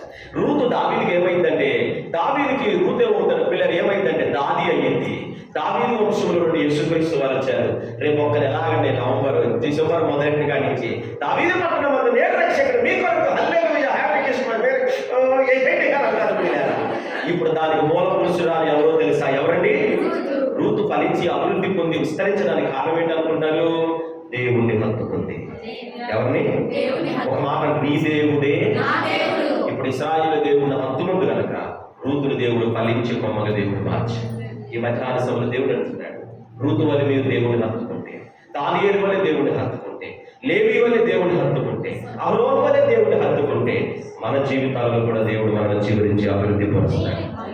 స్తోత్రం చెప్పండి. మన జీవితాలు అహరోను వల్ల చిగురించాలి అంటే ఒకటి దేవుణ్ణి హత్తుకోవాలి. రెండవది సంఖ్యాకాండం 17:4 రెండవది సంఖ్యాకాండం 17:4 నేను మిమ్మల్ని కలుసుకోను ప్రత్యక్ష గుడారములో శాసనముల దగ్గర దానిని ఉంచాలి. ఎక్కడ ఉంచాలంటే దేవుడు కలుసుకునే ప్రత్యక్ష గుడారం. స్తోత్రం చెప్పండి గట్టిగా. ఇప్పుడు మనందరం కూర్చున్నది కూడా దేవుని ప్రత్యక్షపు అనండి. మా ప్రత్యక్షపు గుడారము అనండి. ఇదేంటిదిగా ప్రత్యక్షపు. ఇక్కడ ఎవరు? దేవుడు దిగి వస్తాడు, దేవుడు మాట్లాడతాడు, దేవుడు సంధిస్తాడు. మన బాధలన్నిటికీ దేవుడు సమాధానం ఇస్తాడు. దేవుడు మాట్లాడే స్థలం దేవుడి సన్నిధి, దేవుడు దర్శించే స్థలం దేవుడి సన్నిధి, దేవుడి వాక్యం వినపడే స్థలం దేవుడి సన్నిధి. స్తోత్రం చెప్పండి గట్టిగా. ఈ లోకంలో ఎక్కడా దొరకని సమాధానం ఎక్కడ దొరికింది? దేవుని కాగిదంటారు. నేను దేవుని మందిరంలోకి వెళుదామని జనులు ఆహ్వానించినప్పుడు నేను స్తోత్రం చెప్తాం గట్టిగా. ఆయన సన్నిధిలో ఒక్క దినము గడుపుతా 1000 దినముల కంటే కనుక యెహోషువ అంటాడు, నేను నా ఇంటి వారు దేవుని మందిరానికి వెళ్ళిపోతాం, ఆరాధన చేయగలుగుతాం అన్నాడు. స్తోత్రం చెప్పండి గట్టిగా. కనుక ఎన్ని కష్టాలైనా, ఎన్ని వర్షాలైనా, ఎన్ని తుఫాన్లైనా, ఎన్ని ఇబ్బందులైనా మానక తప్పక మనం దేవుని మందిరంలోకి వచ్చుదుము గాక. మీరు ఫలించి అభివృద్ధి పొందాలంటే దేవుని మందిరంలో నిలబడుదురు గాక. మీరు ఆశీర్వదించి చిగురించాలంటే దేవుని మందిరంలో ప్రార్థించుదురు గాక. స్తోత్రం చెప్పండి గట్టిగా. చెప్పాలి హల్లెలూయా. దేవుడు మాట్లాడే స్థలం, దేవుడు దర్శించే స్థలం, యాజకుడు నిలబడే స్థలం, అది ప్రత్యక్షం కూడా మనకు దేవుని మందిరం కదా. ఆయన ఎందుకు వచ్చి వారిని ఆయన ఏమాత్రం త్రోసివేసే దేవుడు కాదు. నా వైపు చూడండి అందరూ కలిసి. నేను ఒక సేవకుని కుమారుడిని. మా నాన్నగారు రైల్వే డిపార్ట్మెంట్లో, సిగ్నల్ డిపార్ట్మెంట్లో ఉద్యోగం చేస్తూ ఒక దైవజనుడు ఇలా వాక్యం అందిస్తూ ఉంటే ఆయన ప్రార్థన చేస్తే 7 దయ్యాలు బయటకు పోయి దేవుడు మహాకృపను బట్టి మారు మనసు పొంది ఆ దైవజనుడి దగ్గర శిష్యుడిగా మారి గుంటూరులో బైబిల్ ట్రైనింగ్ అయ్యి ప్రియా తమిళ గ్రామంలో అన్యుల మధ్యలో సేవలోకి వచ్చారు. మా నాన్నగారికి 5 సంతానం. ప్రియారా 5 సంతానంలో నాకంటే పైన 2 అక్కలు ఉన్నారు. ఒక అక్కేమో ఇక్కడ నిడుమూరు దగ్గర తరంతులు ఉంది, ఇంకో అక్క మంగళగిరి దగ్గర నవలూరులో సేవ చేస్తున్నారు. తర్వాత నేను, తర్వాత తమ్ముడు, తర్వాత చెల్లి. 5 సంతానం దేవుడు ఇచ్చాడు. స్తోత్రం చెప్పండి గట్టిగా. 2006 సంవత్సరంలో 2 కిడ్నీలు ఫెయిల్ అయిపోయి పిల్లలు గవర్నమెంట్ హాస్పిటల్లో జాయిన్ అయ్యారు. 2007 సంవత్సరం నవంబర్ 6వ తారీఖున పిల్లలు నెక్స్ట్ మంత్ నవంబర్ కదండి 6వ తారీఖున మా నాన్నగారు చనిపోయారు. కిడ్నీలు ఫెయిల్ అయిపోయినాయి కదా, చనిపోయారండి. చనిపోయిన తర్వాత గమనించండి, 11వ రోజున అంటే మనం జ్ఞాపకాలు కూడిక జరిగిస్తాం కదా, 11వ రోజున జరిగించాము. 12వ రోజున మా చిన్నక్క గారు మామయ్య గారు అంటే మామూడు మామయ్య గారు కదా, వాళ్ళు తెనాల పక్కన మోపర్ అనే గ్రామంలో సేవ అండి. దేవుడు పెట్టారు, అక్కడ సేవకుడు వచ్చాడు. ఈ రోజు జ్ఞాపకాల కూడికలు ఆయన కూడా వాక్యం చెప్పాడు. మంచి దైవజనుడు మా ఇంకుడు అని వాక్యం చెప్పాడు. ఇంటికి వెళ్ళాడు. అకస్మాత్తుగా ఆయనకి అర్ధరాత్రి ప్రియాల భయంకరమైన బాధ వచ్చింది. గుంటూరు హాస్పిటల్లో పెట్టారు. తెల్లారి పొద్దున ఆయన చనిపోయాడు. ఈ రోజు జ్ఞాపకాలు తెల్లారి ఆయన చనిపోయాడు. ఇక మేమందరం పొడవు అని అక్కడ తెనాలి వెళ్ళాం. అందరూ మా అక్కడందరూ వెళ్ళాం, మా బాబుళ్ళు అందరూ వెళ్ళారు. జాగ్రత్తగా వినాలి. వెళ్ళిన తర్వాత గమనించి ఇక్కడ అమ్మాను చెల్లి ఉన్నారండి. చెల్లి ఉన్నారు, తమ్ముడు ఉన్నాడు. దేవుడు బిడ్డలు వాడు డిగ్రీ ఫస్ట్ ఇయర్ చదువుతున్నాడు. మా చెల్లి ఇంటర్మీడియట్ సెకండ్ ఇయర్ KTR కాలేజీలో చదువుతా ఉంది. దేవుడు బిడ్డలు గమనించండి, మేము అందుకే నేను పొద్దున్నే కార్యక్రమం కోసం బయలుదేరి విజయవాడ బెన్సర్కిల్ ఉంది కదా, ఆ బెన్సర్కిల్ దాటి వారిని కాడ దిగారు. వారి గుంటూరు వెళ్ళారు. వారు తెనాలి గుంటూరు అని వెళ్తాం కదా. దిగిన తర్వాత ఇంటికాడ నుంచి ఫోన్ వచ్చింది, నానా చెల్లి అంటే కడుపులోకి వచ్చింది, ఓకే ఏడుస్తా ఉంది, పొట్టంతా ముఖం పట్టేసింది, నువ్వు ఎక్కడ ఉన్నావు అని అడిగింది. అమ్మ అమ్మాయి ఇట్లా వార్తకాడు ఉన్నాను, మామయ్య గారు నా భూస్థాపన కార్యక్రమాలు అర్జెంటుగా వచ్చేసి నాకేంటో భయం వేసేస్తుంది. నిన్నే నాన్న జ్ఞాపకాలతో కూడిక అయింది, కానీ అర్జెంటుగా బయలుదేరమనంటే అక్కడి నుంచి బయలుదేరి ఇంటికి వచ్చేస్తే భయంకరంగా బాధపడుతూ ఉంది.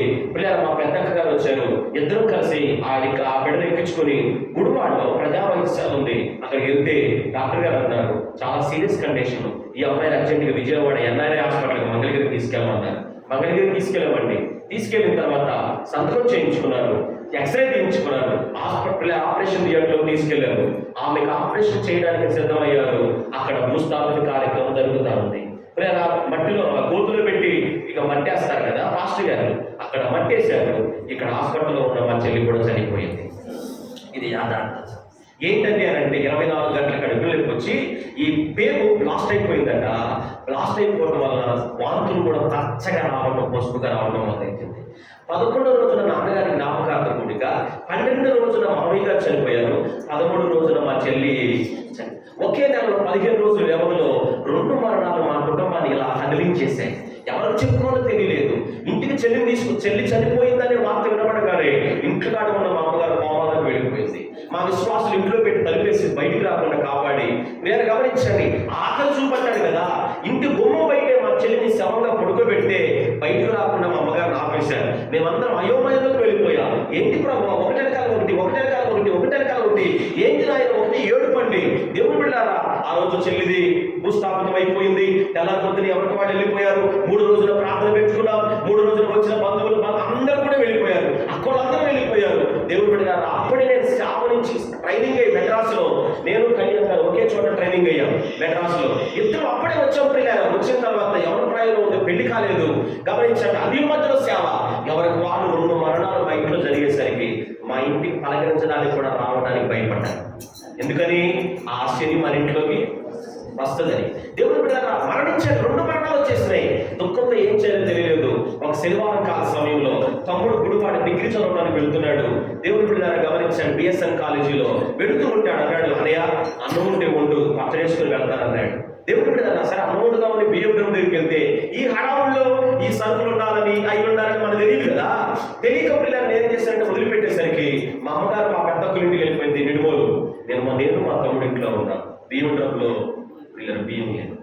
ఒక ఆంటీ దగ్గరికి వెళ్ళాను. ఆంటీ ఈరోజు శనివారం, రేపు ఆరాధన జరిగింది, ఒక్క సేరు బియ్యం ఉంటే ఇవ్వండి. తమ్ముడు కాలేజీకి వెళ్తున్నాడు, వడ్డీ పంపించేస్తాను, రేపు సాయంత్రం ప్రార్థన గారు మీ బియ్యం మీకు. నన్ను చూడగానే 2 తలుపులు వేసేసింది.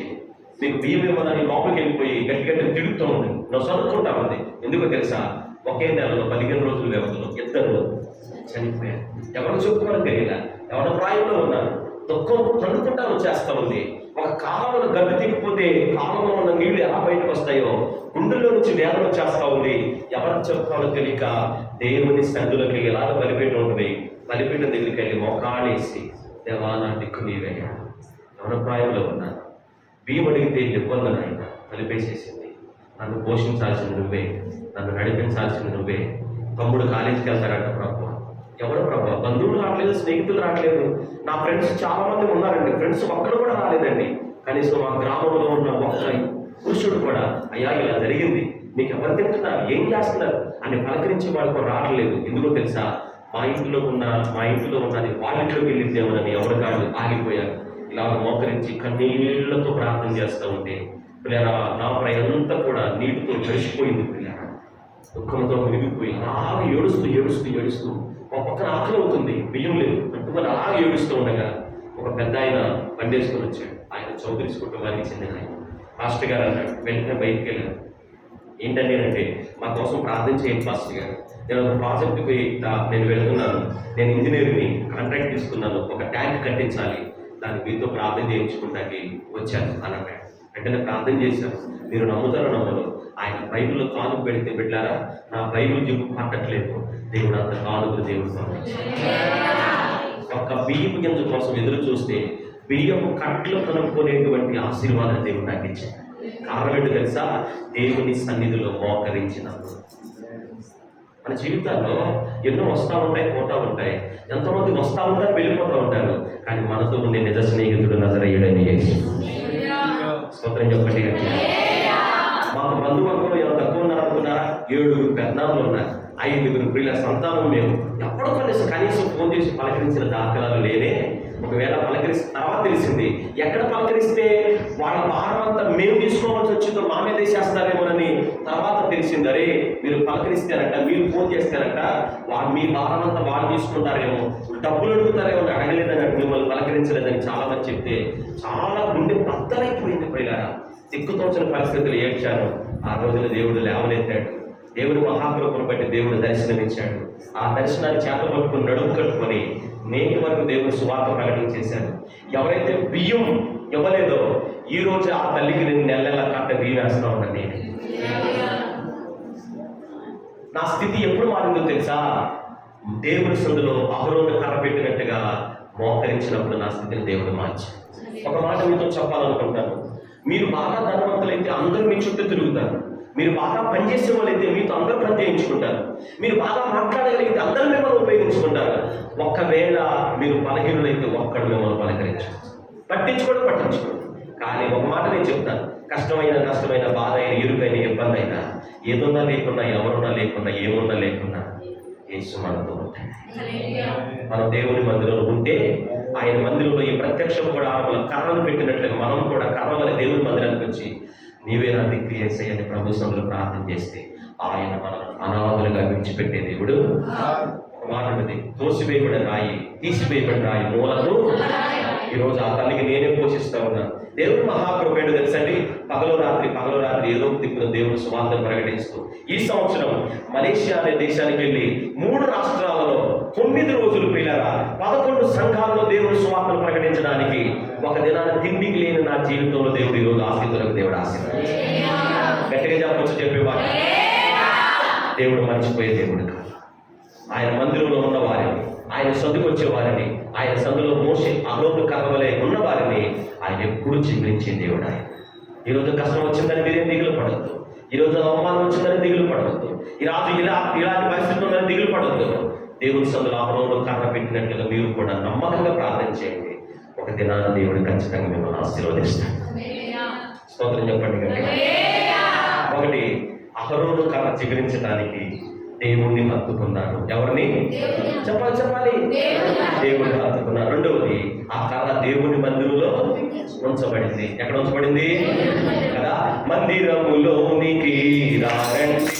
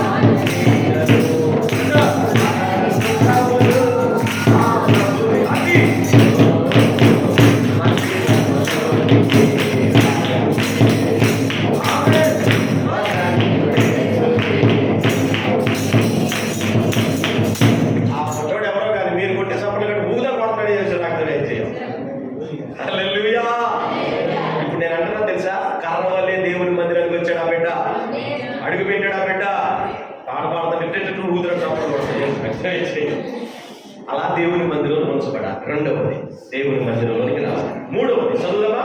పరిశుద్ధ వేద గ్రంథంలో ఈ 12 కర్రలన్నీ తీసుకుని వచ్చి, అక్కడ యాజకుడు ఎవరంటే మోషే గారు కదా, ఈ 12 కర్రలన్నీ కూడా దేవుడు పెట్టారు. నా వైపు చూడండి ఒకసారి, నా వైపు చూడండి. ఈ కర్రలన్నీ తీసుకుని వచ్చి యాజకుడైన మోషే చేతిలోనికి వినాలి. అర్థమవుతుందా? ఎవరి చేతికి ఇచ్చారు కర్రలో? యాజకుడైన మోషే చేతికి. ఇప్పుడు ఈ కర్ర చిగురించడానికి ఈ కర్ర యాజకుడికి సమర్పణ చేసుకుంది. మూడవది ఎవరికి? మూడవది సమర్పణ. ఏముండాలి మనకి? 3 రకాలైన సమర్పణలు చేయాలి. ఒకటి, సమయాన్ని దేవుడికి సమర్పణ. స్తోత్రం చెప్పండి గట్టిగా.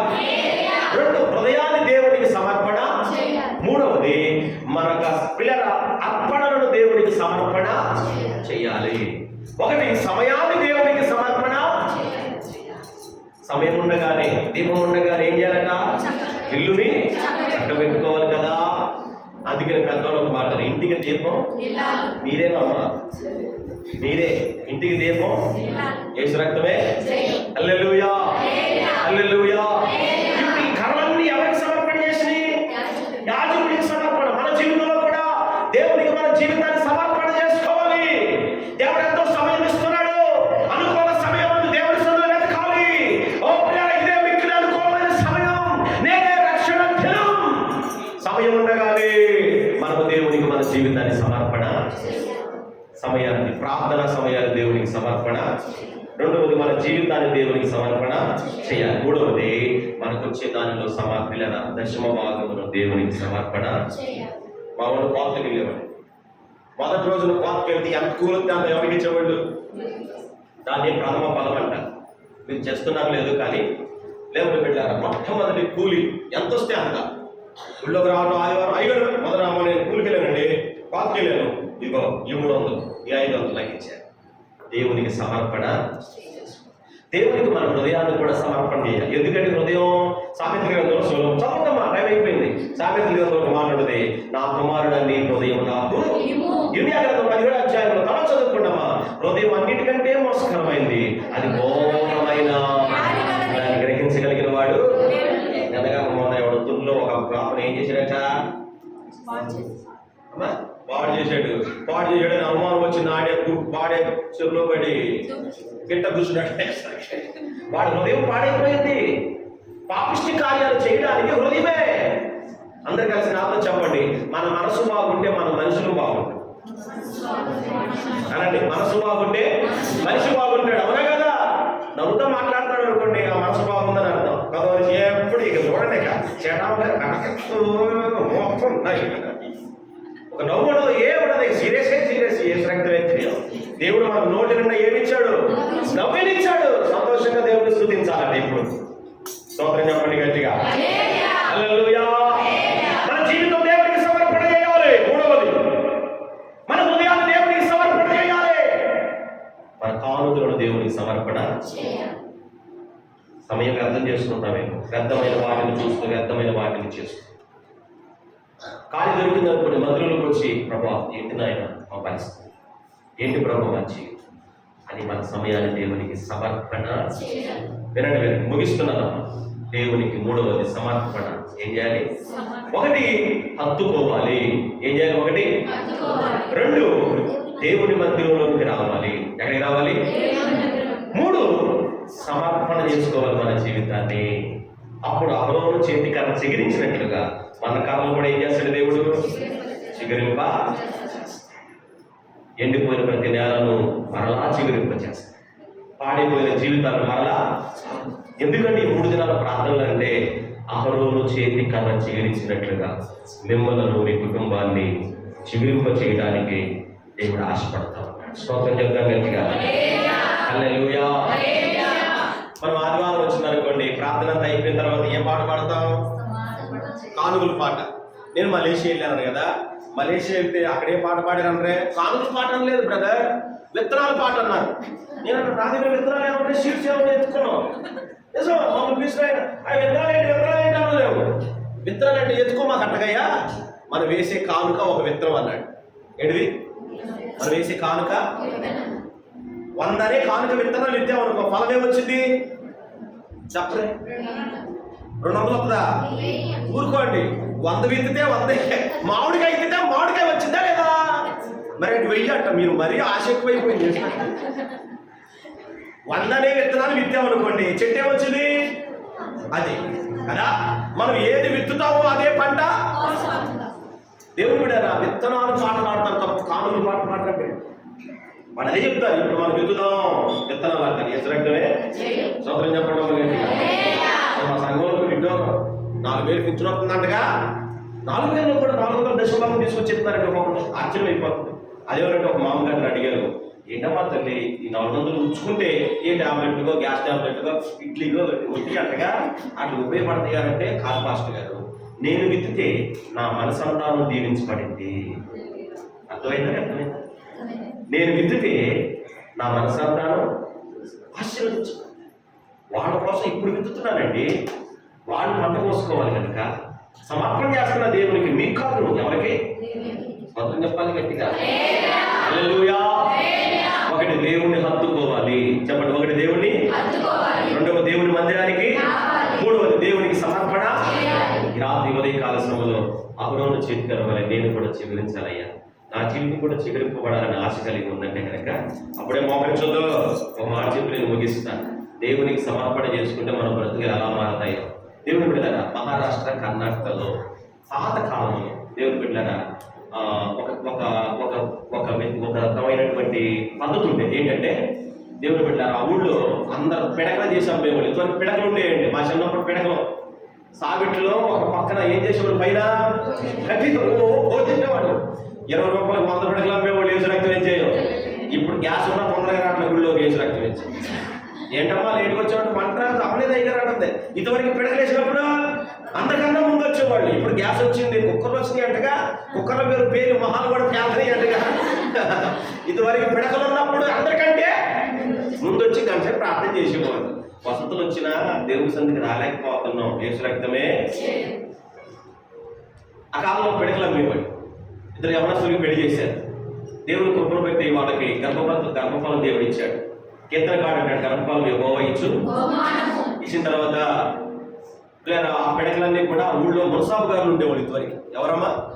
మున్సాబు గారు, కర్ణాలు మున్సాబులు ఉండేవాడు. ఆ మున్సాబు గారు తీసుకెళ్ళి ఈ పిడకలన్నీ ఇస్తే ఆయన లెక్క రాసుకొని వారానికి ఒకసారి డబ్బులు ఇచ్చేవాడు.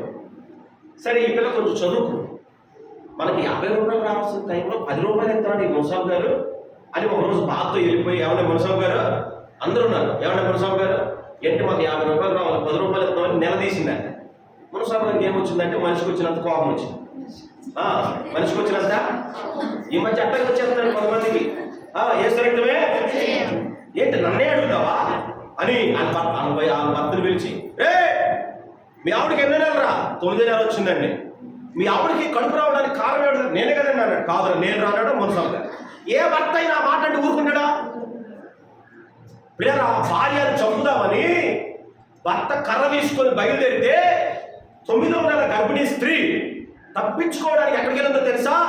కొట్ల సావిడిలోకి వెళ్ళి గేదెల చాటు దాక్కుంటే ఆ 2 గేదెల మధ్యలో దాక్కునేసరికి ఆ గేదె ఈ గేదె టచ్ అయ్యేసరికి బాడీకి ఈ ప్రెగ్నెన్సీగా ఉంది కదండి గర్భఫలం, ఆ ప్రెగ్నెన్సీ నొక్కేసరికి నిలబడిన స్థలంలోనే ఆమె డెలివరీ. చూస్తే పండంటి మౌతుల్లో భర్త ఏమో కత్తి తీసుకుని వెంకలేస్తున్నాడు. రా బయటికే, నువ్వు గర్భం ధరించడానికి మున్సాబంట దరిద్రంగా ఇంతట్లు మొదలెట్టాడు. తెలిసింది ఏముంది ఇక? భర్తకు కోపం వచ్చిన ఆపులేమో, సంతోషం వచ్చినా మీరు బాగా అనుకుంటు బాగా చెప్తారు. రా బయటికి అన్నాడు. పిల్లోడేమో కింద ఉన్నాడు.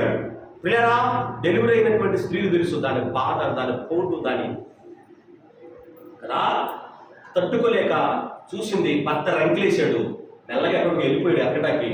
వెంటనే ఆ పిల్లోడు తీసుకొని తన కొంగుకు చుట్టుకొని ఆ పిల్లని తీసుకొని, పిల్లరా ఎక్కడికి వెళ్ళిపోదామని, నన్ను చంపేస్తాడు నా కొడుకును కూడా అని పిల్లని తీసుకొని ఒకే ఒక్క భద్రత కలిగిన స్థలం అని శ్మశానంలోకి వెళ్ళిపోయాడు. శ్మశానంలోకి ఎవరు రారు కదా. వెళ్ళిపోతే అప్పుడే శవాలు కాల్చడానికి 2 శవాలు వచ్చినాయి. ఆ మహారాష్ట్ర, కర్ణాటక ఆ కాలంలో ఎవరైనా శవాన్ని తగలబెట్టేటప్పుడు తన దగ్గర గోధుమ ముద్ద, బియ్యం ముద్దలు పెడతారండి. ముద్దలు చేసి పెడతారు. పెడితే ఈ అమ్మాయి ఆ స్థలానికి వెళ్ళింది. ఆ స్థలంలో నడిచి వెళ్ళటమే ఓవర్ బ్లీడింగ్ అయిపోయి కళ్ళు తిరిగి అక్కడ పడిపోయింది. చంటి పిల్లోడు ఏడవడం మొదలు పెట్టాడు బొక్క పెట్టి.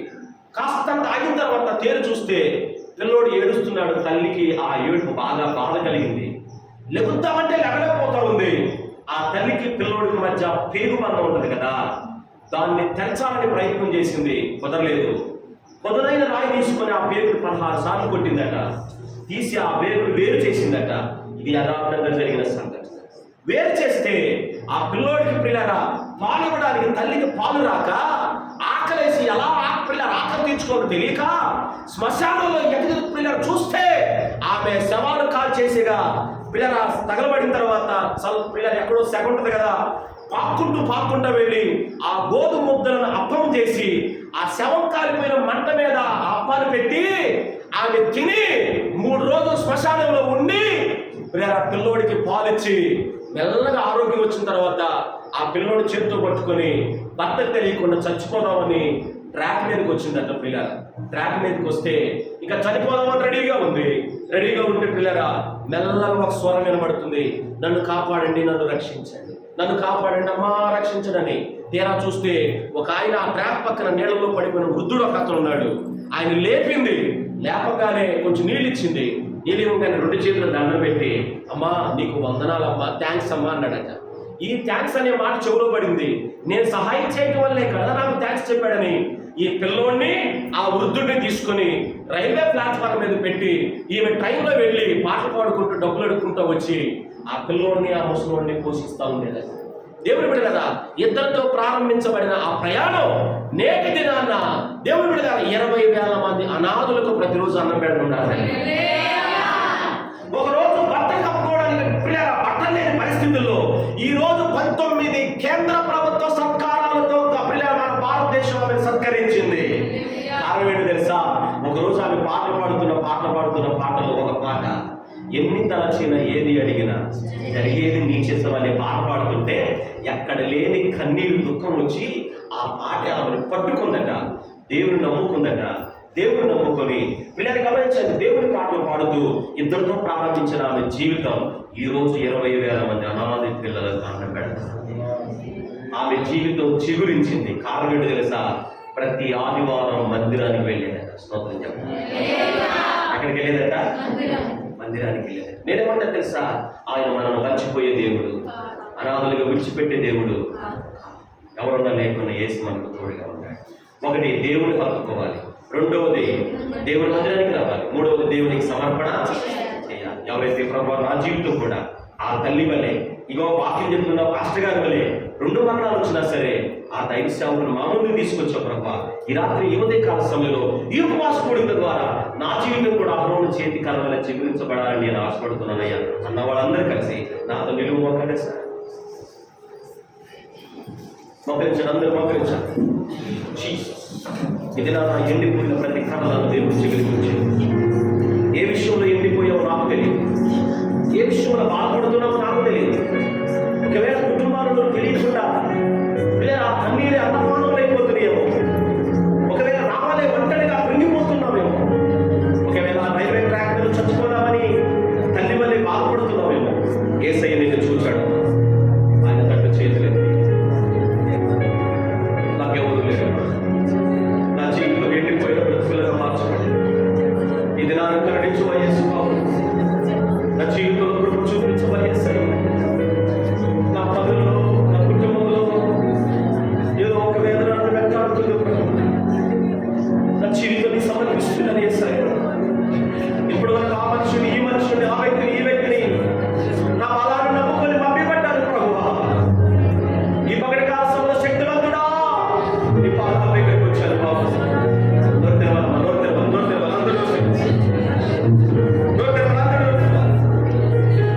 దేవుడు నిన్ను ఉన్నాడు. ప్రార్థన చేయాలి, అందరూ ప్రార్థన చేయాలి.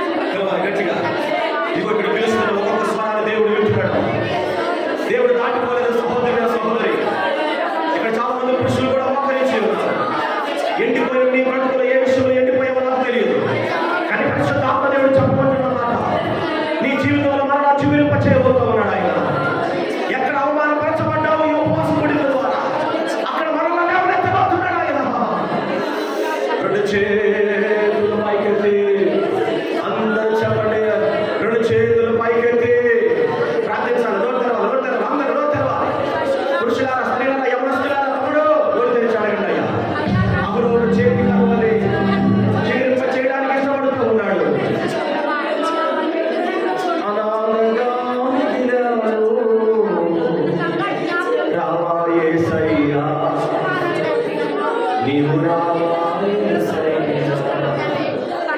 ఎవరు లేక ఒంటరినై అందరికీ నేను ఎవరు లేక ఒంటరినై అందరికీ నేను అనాథగా మిగిలాను.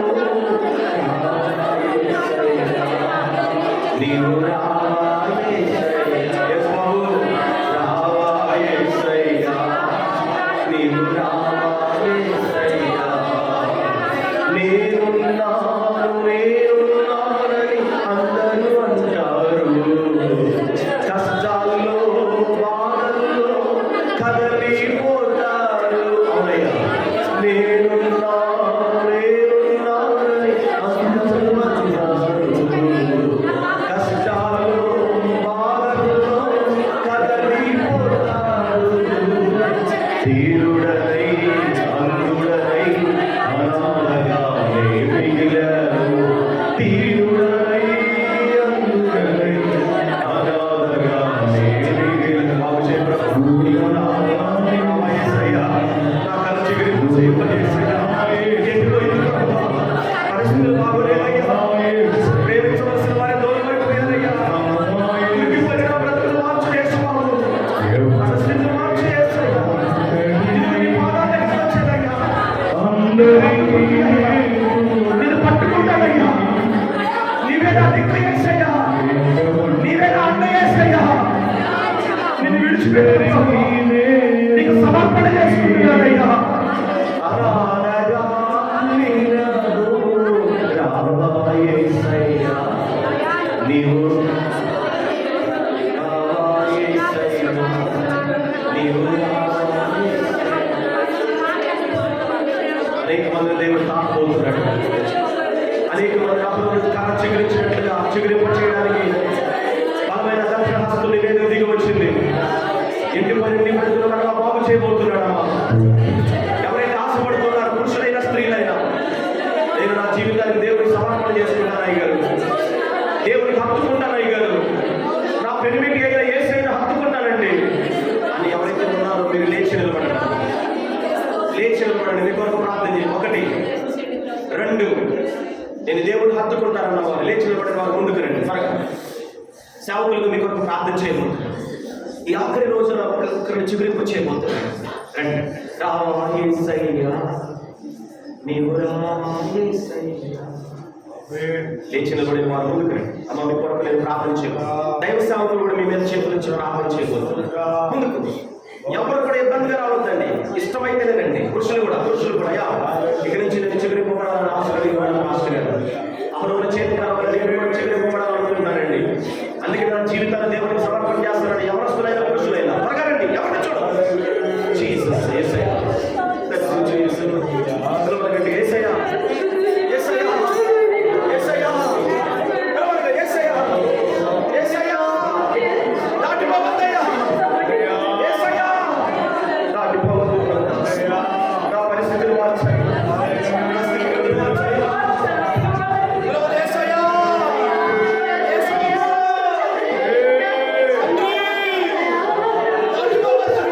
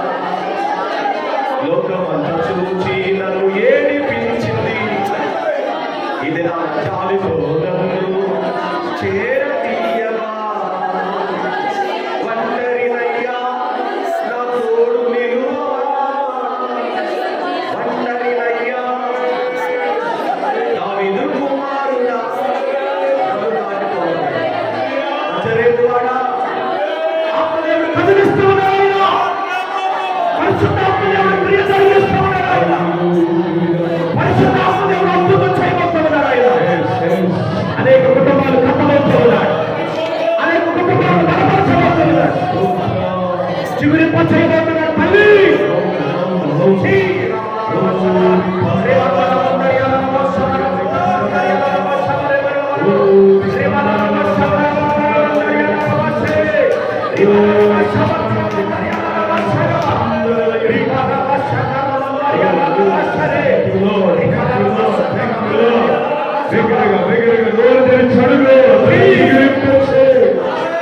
నన్ను చిగిరింపచే ప్రభు. దావీదు కుమారుడా నన్ను దాటిపోకయ్యా. నజరేయుడా నన్ను విడిచిపోకయ్యా. దావీదు కుమారుడా నన్ను దాటిపోకయ్యా. నజరేయుడా నన్ను విడిచిపోకయ్యా.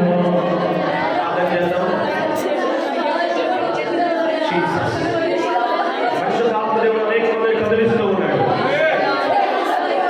కొన్ని కుటుంబాల్లో దేవుడు ఇప్పుడే చిగురి ప్రారంభించబోతున్నాడు. సంఘం పట్ల కూడా దేవుడు చిగురిలో పోతా ఉన్నాడు. యవనస్తులారా, పురుషులారా, మీ జీవితంలో దేవుడు ఈ నెల నుండి చిగురిలో పోతా ఉన్నాడు. తండ్రి, బాధపడదు, కృంగిపోవద్దు. దేవునికి నీ జీవితాన్ని సమర్పణ చేసుకో. ఒకవేళ ఇప్పటి వరకు కూడా బాప్తిసం తీసుకోకపోతే, యవనస్తుడా, తమ్ముడు, చెల్లి, తండ్రి, ఎవరైనా ఇంకా బాప్తిసం తీసుకోకపోతే రావడం సమీపంగా ఉంది. ఎప్పుడైనా బాప్తిసం తీసుకోవడానికి తీర్మానం చేసుకోండి. నాకు బాప్తిసం రావాలండి, నేను దేవుడికి సమర్పణ చేసుకుంటానండి, నేను దేవుని రక్షణ పొందుకుంటానండి. అందుకే కష్టాలు, అందుకే నష్టాలు. ఈరోజు నా జీవితాన్ని దేవునికి సమర్పణ చేసుకుంటాను నా వాళ్ళు. ఎవరైనా ఉంటే మీ పాస్టర్ గారికి తెలియచేయండి, మీ కొరకు ప్రార్థన చేస్తారు. ప్రార్థన. మహాపరిశుద్ధుడ, ప్రేమ కలిగిన తండ్రి, జీవం కలిగిన మా ప్రభువా, అహరోను చేతి కర్ర చిగురించింది అయ్యా. నన్ను, నా జీవితంలో, నన్ను, నా కుటుంబంలో ఒకే నెలలో 15 రోజుల వ్యవధిలో ఇద్దరు చనిపోతే మేమే మనసులో వాళ్ళు కూడా తలపెట్టేసుకున్నారు. అని ఆదరించి నిలబెట్టింది నీవే ప్రభు. ఇక్కడ అనేక మంది తల్లులు, తండ్రులు, యవనస్తులు, తమ్ముళ్ళు ఉన్నారు. వారందరూ మీ చేతులకు అప్పగిస్తున్నారు. ప్రతి కర్ర చిగురించబడాలి.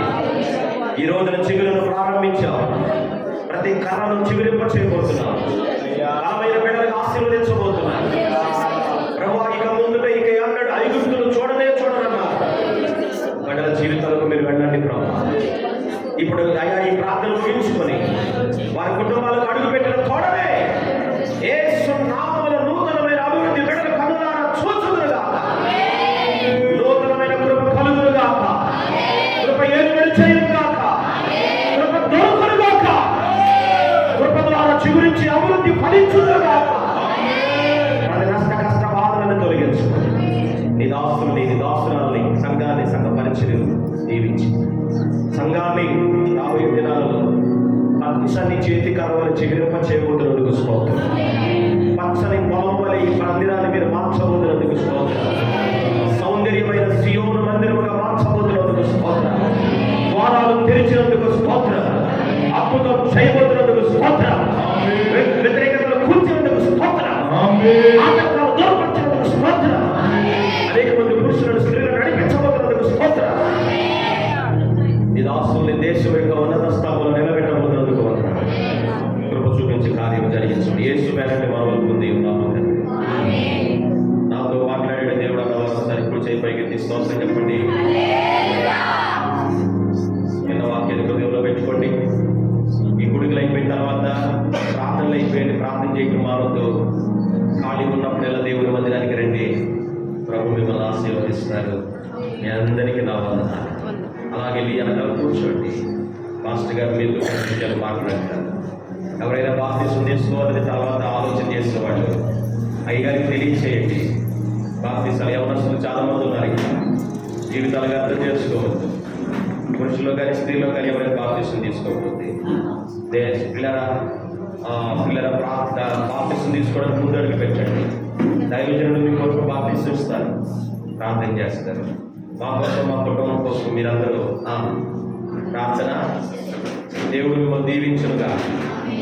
గాడికి పొందుకోవడం ఆమెనని మీరు తిరిగి అంటారేమో అనుకుంటున్నాను. మిమ్మల్ని కూడా దీవించను కాక అంటారేమో అనుకున్నాను. దేవుడు మిమ్మల్ని దీవించను కాక. అమ్మయ్య, అందరికి వందనాలండి. అయ్యగారికి నా వందనాలు, కళ్యాణ్ అయ్యగారికి వందనాలు, మా చెల్లికి నా హృదయపూర్వక వందనాలు, పురుషులకి వెనకాల తమ్ముడు కూర్చున్నారు, అమ్మలకి వందనాలు. అందరికీ దేవుని చిత్తమైన ప్రభు రాగడాల్సిపోయితే మళ్ళా రైట్, మంచిది. ఈ పగటి వేళ దైవజనుల ద్వారా దేవుడు మనందరినీ బాగుపరిచిన దేవునికి చప్పట్లు కొడుతూ దగ్గరగా చప్పట్లు కొడుతూ ఈ పగటి వేళ ప్రభు సూటిగా దర్శించాడు అని వాళ్ళందరూ చప్పట్లు కొడతారు. హల్లెలూయా, చాలా సంతోషం. మరి ఉదయకాల సమయంలో ఆఖరి రోజు 5వ కూడికలో దైవశీలు మనతో ఉండడం, దేవుడు తన దాసులు నిలవబెట్టి ఒక బలమైన వర్తమానం ఈ పగటి వేళ మనకు దేవుడు సిద్ధపరిచాడు. దేవునికి స్తోత్ర. ఏదేమైనా ఏం చేయాలి? దేవుణ్ణి అహరోను దాని నిమిత్తమే చిగురించింది, అతని కర్ర చిగురించడానికి కారణం అదే. అతడు దేవుని హత్తుకున్నాడు, అతడు దేవుని సన్నిధిలో నిలిచాడు, అలాగే అతడు దేవునికి తాను సమర్పణగా మార్చుకున్నాడు. విలువైన మాటలు ఈ ఉదయం వేళ, అందుకే పదే పదే చెబుతాను. ఏమని అంటే, ఎన్ని పనులున్నా ఎంత బిజీ అయినా మనం దేవుని మందిరాన్ని ఇప్పుడు నిర్లక్ష్యం చేయకూడదు. ఎందుకంటే దేవుని మందిరం తరగని ధన నిధి. దేవునికి స్తోత్రం కలుగునుగా. మరి ఆ విశిష్టతల గురించి దైవజనులు చక్కగా చెప్పారు. వాస్తవమే కదండి. ఓ మంచి మందిరాన్ని కట్టుకుంటున్నా, ఆ మందిరంలో మనం గడపలేకపోతే అది ఎలా మనకు ఆశీర్వాదం ఉంది? వాస్తవానికి ఈ ఉపవాసాలు దేనికోసం అంటే గ్రామక్షేమం కోసమే కదా, కుటుంబాల క్షేమం కోసమే కదా. మరి నీ కుటుంబం క్షేమంగా ఉండాలని నీకు లేదా? కాబట్టి ప్రియులరా, ఇక ఆఖరి కూడిక మన మధ్యలో మిగిలి ఉంది. ఆ ఆఖరి కూడికి మిమ్మల్ని, మీ కుటుంబాన్ని కూడా మరొకసారి ప్రేమతో ఆహ్వానిస్తున్నా. దేవునికి స్తోత్ర. మంచిది. కళ్ళు వంచుదాం, కళ్ళు మూసుకుందాం, మనం ప్రార్థనలో నడిపించబడదాం. దైవజనులు మందుల బాబాయ్ గారి కొరకు, వారి పరిచర్యల కొరకు, ఇంకా దేవుని చేతుల్లో వారు బలమైన సాధనముగా వాడబడుట కొరకు వారి నిమిత్తమై మన దిన ప్రార్థనలో వారిని జ్ఞాపకం చేసుకుందాం. కేవలం ఇప్పుడే కాదు, పదే పదే అనేక పర్యాయాలు దేవుడు దాసుల్ని మన ప్రార్థనకి నడిపించాలి అని భారం కలిగిన వారిపై ప్రార్థన చేద్దాం. అందరూ తల వంచుదాం. అలాగే మన మధ్యలో ఉన్న కళ్యాణ్ బాబు గారి కొరకు కూడా ప్రార్థన చేద్దాం.